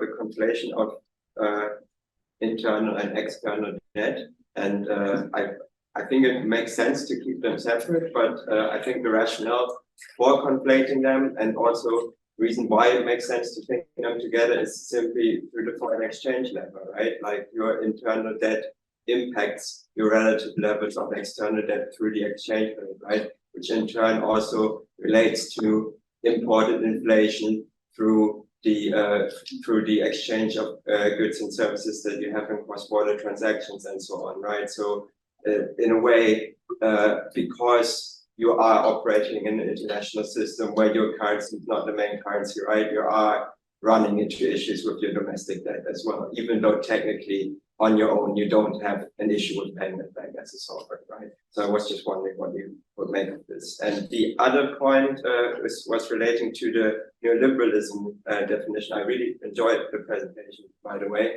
But I was wondering, and I totally agree with you continuing to use neoliberalism as a term.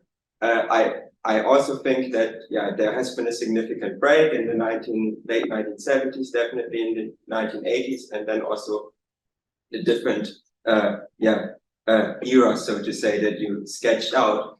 But at what point are we running into the danger that like neoliberalism doesn't really mean anything if we are putting too much into the term? And to go to your specific definition, what makes neoliberalism different from just like class struggle carried out in state institutions? That would be my question. Thank you. There's another hand raised here. Yeah, I did. realizing that we're in a money-oriented conference, I was just wondering what your thoughts would be on, because debt, like the debt cartel concept is difficult, partly because the countries that have high levels of international debt have very different political positions internally, etc. That maybe it may be worth exploring rather than approaching it from a monetary perspective, finding a different common platform. So like one of the better, more successful platforms for developing countries to come together in the past has been like the non-aligned movement. So maybe some other platform could be used to gather the international bargaining power to then affect change in the other platform. Considering especially that like the thing that you said about power being the initial component and then money being the part that follows up. Anybody else? Yes, just similarly a remark about your account of neoliberalism. So you noted at the end, your conclusion was, I just took a picture, thus even the 1970s definition missed out the core of the neoliberal project, which was to inflate capitalist, especially financial profits in normal times, and save finance and capital generally in times of crisis. And the culprit there is the neoliberal project. But let's not forget it's neoliberal capitalism. And doesn't capitalism always commit to the maximization of the profit motive, to go just with Marx on that? So it might be more helpful to look a little bit more carefully into the transformation of capitalism throughout the 80s, 90s, and nowadays. Because there, another important picture emerges if we go, let's say, with the empirical story that Robert Reich, for instance, gives us in Super Capitalism, the book.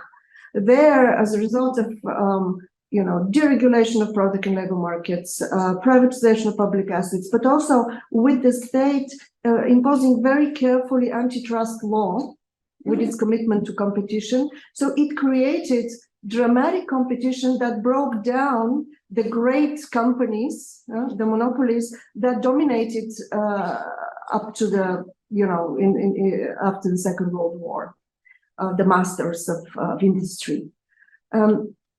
What follows, however, and what I have traced in my own work, is then sometime around the beginning of the new century, a shift in policy commitment from competition to competitiveness in the globally integrated market. And that competition commitment to competitiveness meant that the state really handpicks specific actors and helps them who are already privileged, the most competitive actors, and does these transfers from the weak to the strong, from society to specific capitalist actors. And that is a dramatic change that multiplied pressures on society, created massive precarity, and this is the form of capitalism I have called precarity capitalism to distinguish it from the neoliberal capitalism. So it seems to me that we already inhabit a post-neoliberal form of capitalism that is much darker even than the so-berated neoliberal one. Yeah. Yes. Yeah. Hey, thank you all. I wanted to ask Raul, so in your picture of money, so I don't see any role of money as a social relation. And I was wondering, with that kind of out of the picture, then what does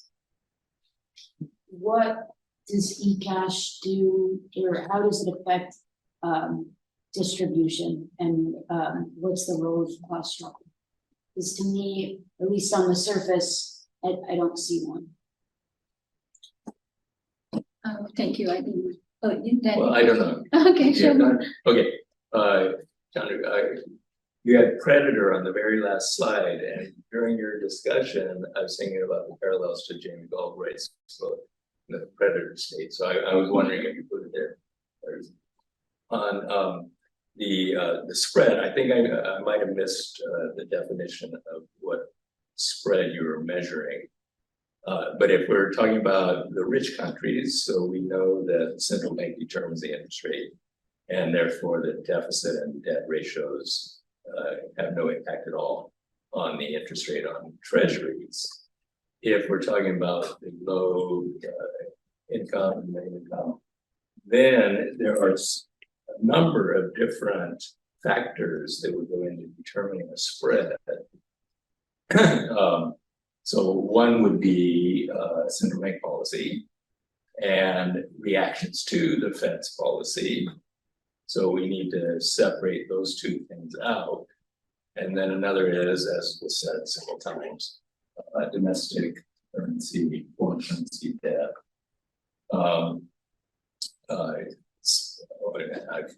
There are a couple more, but explanations for a spread that have nothing to do with the supposition that the default risk is higher because the debt ratio is higher.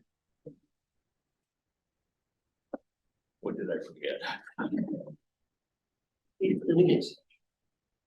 We have around 11 minutes for you all to respond.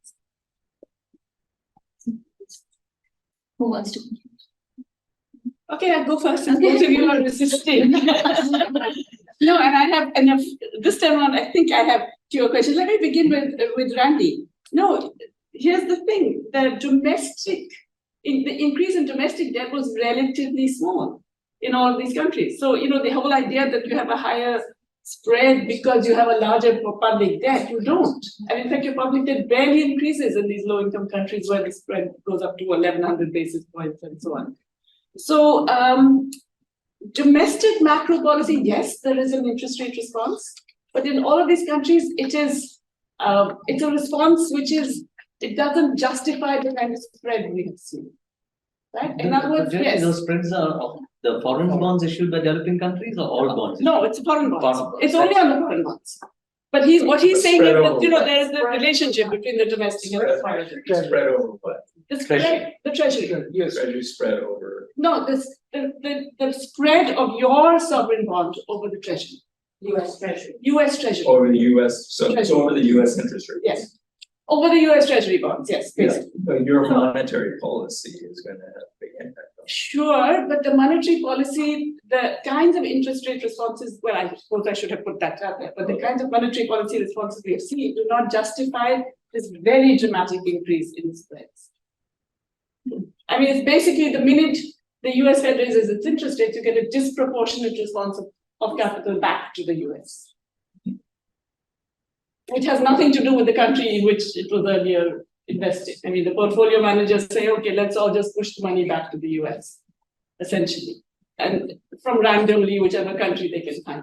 I don't know, maybe you have a different perception of how it works, but it seems to be that is the pattern. Domestic macroeconomic policy, I mean, I think that's the point. It's not just the fiscal policy that was deeply constrained in low and lower middle income countries, which it was incredibly over-disciplined, right? They did not spend more and they did not increase their public debts much more. And they really cut down on public spending. A lot of that increased public spending is in fact paying more interest rather than spending more, okay? But also the monetary policy, yes, was restrictive and yes, interest rates went up, but they did not go enough to justify those dramatic increases. In fact, the reason they went up is to keep the spreads down, if anything, to keep the capital in there somehow, which it didn't happen. Okay, that comes back to the other thing about investor confidence, that domestic debt impacts foreign exchange debt through investor confidence. I don't think that's true. I don't think the domestic debt plays any role in foreign investor confidence. I've forgotten now where the question came from. It was not about investor confidence, it was about exchange rate. And how it impacts the relative size of the external debt. Well, there you go. You see, that's my point, is that the domestic debt is not what is impacting the exchange rate. Because how would it impact the exchange rate? By affecting investors, by affecting capital flows. Otherwise, how would it impact the exchange rate? People demanding goods and services. Through a current account change. Yeah, well, you find that the current account deficits barely increase because of the fact that they're so damn scared. I mean, all the current account increases are largely through debt service payments. Yeah? They're cutting down on everything. They are just being conservative, right? And yet they're getting this beating. So, in fact, the domestic debt concern would be an issue if you're, say, Japan, and you've got this huge domestic debt and so on. But if we know that in Japan, it's not an issue. Yeah, you can have 300% of GDP domestic debt, no problem, right? You have low-income countries with 44% of GDP domestic debt, or 20% of GDP domestic debt, and yet they face the bashing in the external markets. So, and with no increase in that domestic debt, because they're so careful and so worried and so on. So it's really not to do with what you're doing to the domestic debt. That doesn't affect the external. At least I don't see any evidence of that in the. Yeah. Okay. I just want to make a point about the swaps and alternative currency arrangements. I think the world is changing also because of the sanctions of the Ukraine war. Right? I mean, the very fact that they can turn around and say, oh, you can't use SWIFT because we don't like you right now, is making a lot of countries reconsider SWIFT and look for alternative arrangements. The very fact that they can say, well, I'm going to freeze all your assets because you're Afghanistan, I created a war for you for 20 years and I'm moving out, and now I don't like the government that has supposedly won the war, so I'm not going to take all of your money in my banks and not allow you access to any of it. You can do it to Afghanistan, you do it to Venezuela, you do it to Russia, and then a lot of countries start rethinking. So you're getting a massive shift, massive in relative terms, but you're getting a significant shift out of US dollar to other things, at the moment gold, but also other things, and greater reliance on the kinds of things Chandra was talking about, different kinds of swap arrangements, simply because it's an insurance policy. And once again, because you cannot trust the US and Europe to meet their legal commitments in terms of international money. And so I think you're going to get lots more of these things, not necessarily only because governments are thinking creatively about money, but because it's, you want to hedge your situation in a world where it is really the random exercise of power for international money. It's not something that the issuer of a global reserve currency should be doing in their own interest. But that's what is happening. So I think there would be a greater increase, and that goes also to, I think, Karthik's question about different platforms. I mean, I don't know how these things work, but the expansion of the BRICS, for example, to a whole lot of really disgusting countries, right? Saudi Arabia, UAE, etc., but countries with large reserves. I mean, one doesn't know what is going on, but things are going on in different ways. In Latin America, there are so many moves to different kinds of regional integration. They're really thinking about it very systematically. African Union is dead determined because they are so put off by G7 in particular that they are thinking of every possible way to de-link, including financially and technologically. So yeah, I think that we will see more of these things. You want to go around? Oh, I'm happy to go, but if your remarks are connected, maybe it's more natural. Okay. Okay, first quickly on neoliberalism. But the point I was trying to make is the following. We develop terms and we use them and they become so much part of our discourse, our vocabulary, that you don't want to drop the term. So globalization. Globalization is globalization of what? For production, of finance? Is it a global finance capital that we're talking about? It depends on where you're approaching from, what the issue is discussing, but we like the word, we use it. Everybody uses it. So I'm saying that we can use the word neoliberalism, but I was only saying that given the historical context, it takes on characteristics and features, and the only connecting feature I'm saying is that it seems to be a regime in which the fundamental implicit objective, if not explicit objective, is the engineered redistribution of wealth and income in favor of the top deciles of the population. Now you can say that, isn't that capitalism? Yes. But I don't know. When we discussing varieties of capitalism yesterday, I do think that there's a difference between the period after at least the Second World War, even if not after the Great Depression, and the late 1960s and early 1970s, and what we have after that. That's a different capitalism. Mm-hmm. The word predator, it's more predatory than what we had during the years of the post-New Deal arrangement, when we had finance under control, when we had fiscal policy playing a major role, when you had some notion of a welfare state, automatic stabilizers, and so on and so forth. So, but that doesn't mean I'm saying that the period after the 1970s, I mean, you have a complex representation of it. I'm not so sure about the monopoly thing because, the nature of monopoly itself changes, I mean, what was the big monopoly case, after the Second World War? It was IBM. Then IBM is not an issue, it became a services company. It doesn't even produce hardware. Then what became Microsoft. What is it today? It's the platform company. So we have a person sitting in the FTC who has a completely different view on how we should look at monopoly. So I don't think we moved into a competitive phase. Maybe the location of concentrated monopoly and the nature of monopoly shifts over a period of time. And it gets complicated also because of the presence of finance. So, which is not to say that, precarity hasn't increased. We are not in a situation where, what is employment? Most people are self-employed, et cetera, et cetera.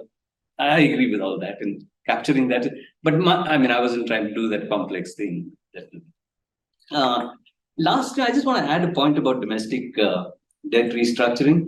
You see, besides what Jayati said, that one is you need to transform through trade in order to be able to get the currency to service your debt, okay, or you borrow more. And the other is you have control over the currency. So that's why people spoke about even mainstream economies, original sin, and so on and so forth.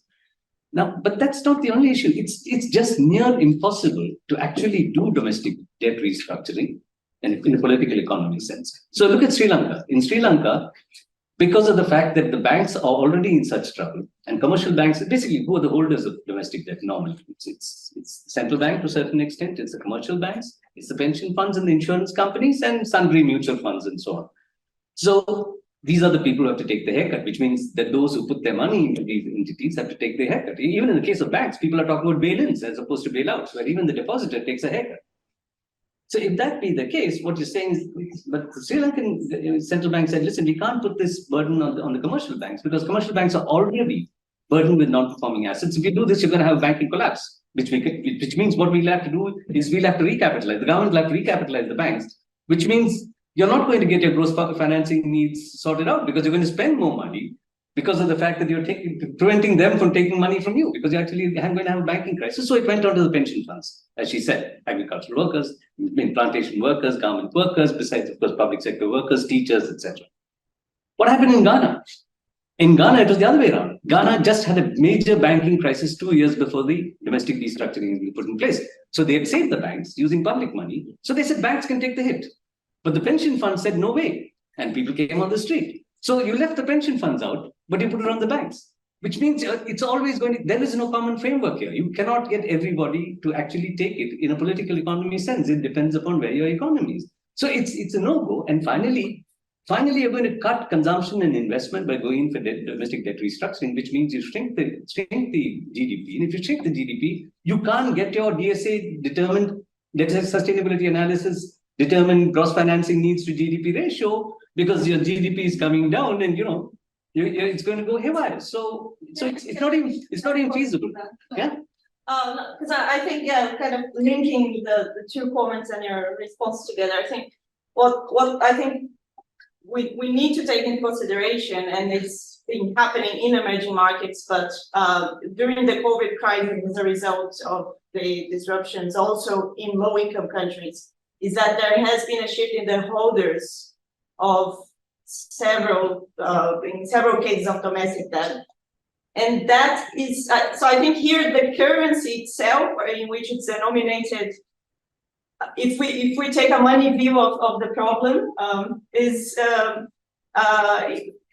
can be secondary in the sense that ultimately it's a promise to pay dollars for a foreign holder because they expect to be able to exchange those the domestic currency into dollars and withdraw quickly from the jurisdiction. You do. I agree that of course you do have legal mechanisms to prevent. It's not the same promise too. It's not actual denomination in dollars, which is much more risky, of course. But for example, in Zambia, that has been an issue during the restructuring now because they didn't accept. that They didn't accept the. Domestic debt. they didn't, yes, but why was that, I think? Because, well, there was a shift in the holders of those bonds to foreign holders. The government announced they were considering restructuring domestic debt. And the foreign holders seem to have withdrawn from those holdings. So it has shifted to local holders, and then they decided they wouldn't, there was no point anymore in kind of considering that. I agree, absolutely. If the holders of those bonds are local banks, pension funds, and you know, kind of national holders, that is very disruptive and can create political economic problems in the jurisdiction. You know, we don't absolutely that is complicated. But then, what happens if you have foreign holders? So that's my kind of my question. Yesterday we had a panel, kind of that kind of overlap, the topics overlap a little bit with this one. From my perspective, I think we should have a legal framework that enables some flexibility, that enables the sovereign to consider its specific situation, who are the holders, well, all types of debt in principle, and enables the sovereign to put together a restructuring plan that may or not include different types of debts, provided it has a rationale for such choice and it's reasonable and to make an offer.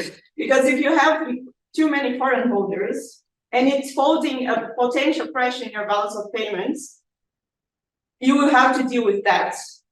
You can also, beyond the restructuring framework, as a sovereign, consider the contractual framework for those bonds in domestic currency, because you know you can have different provisions for foreign holders, perhaps that will kind of help avoid the macroeconomic instability that may be caused by the quick withdrawal.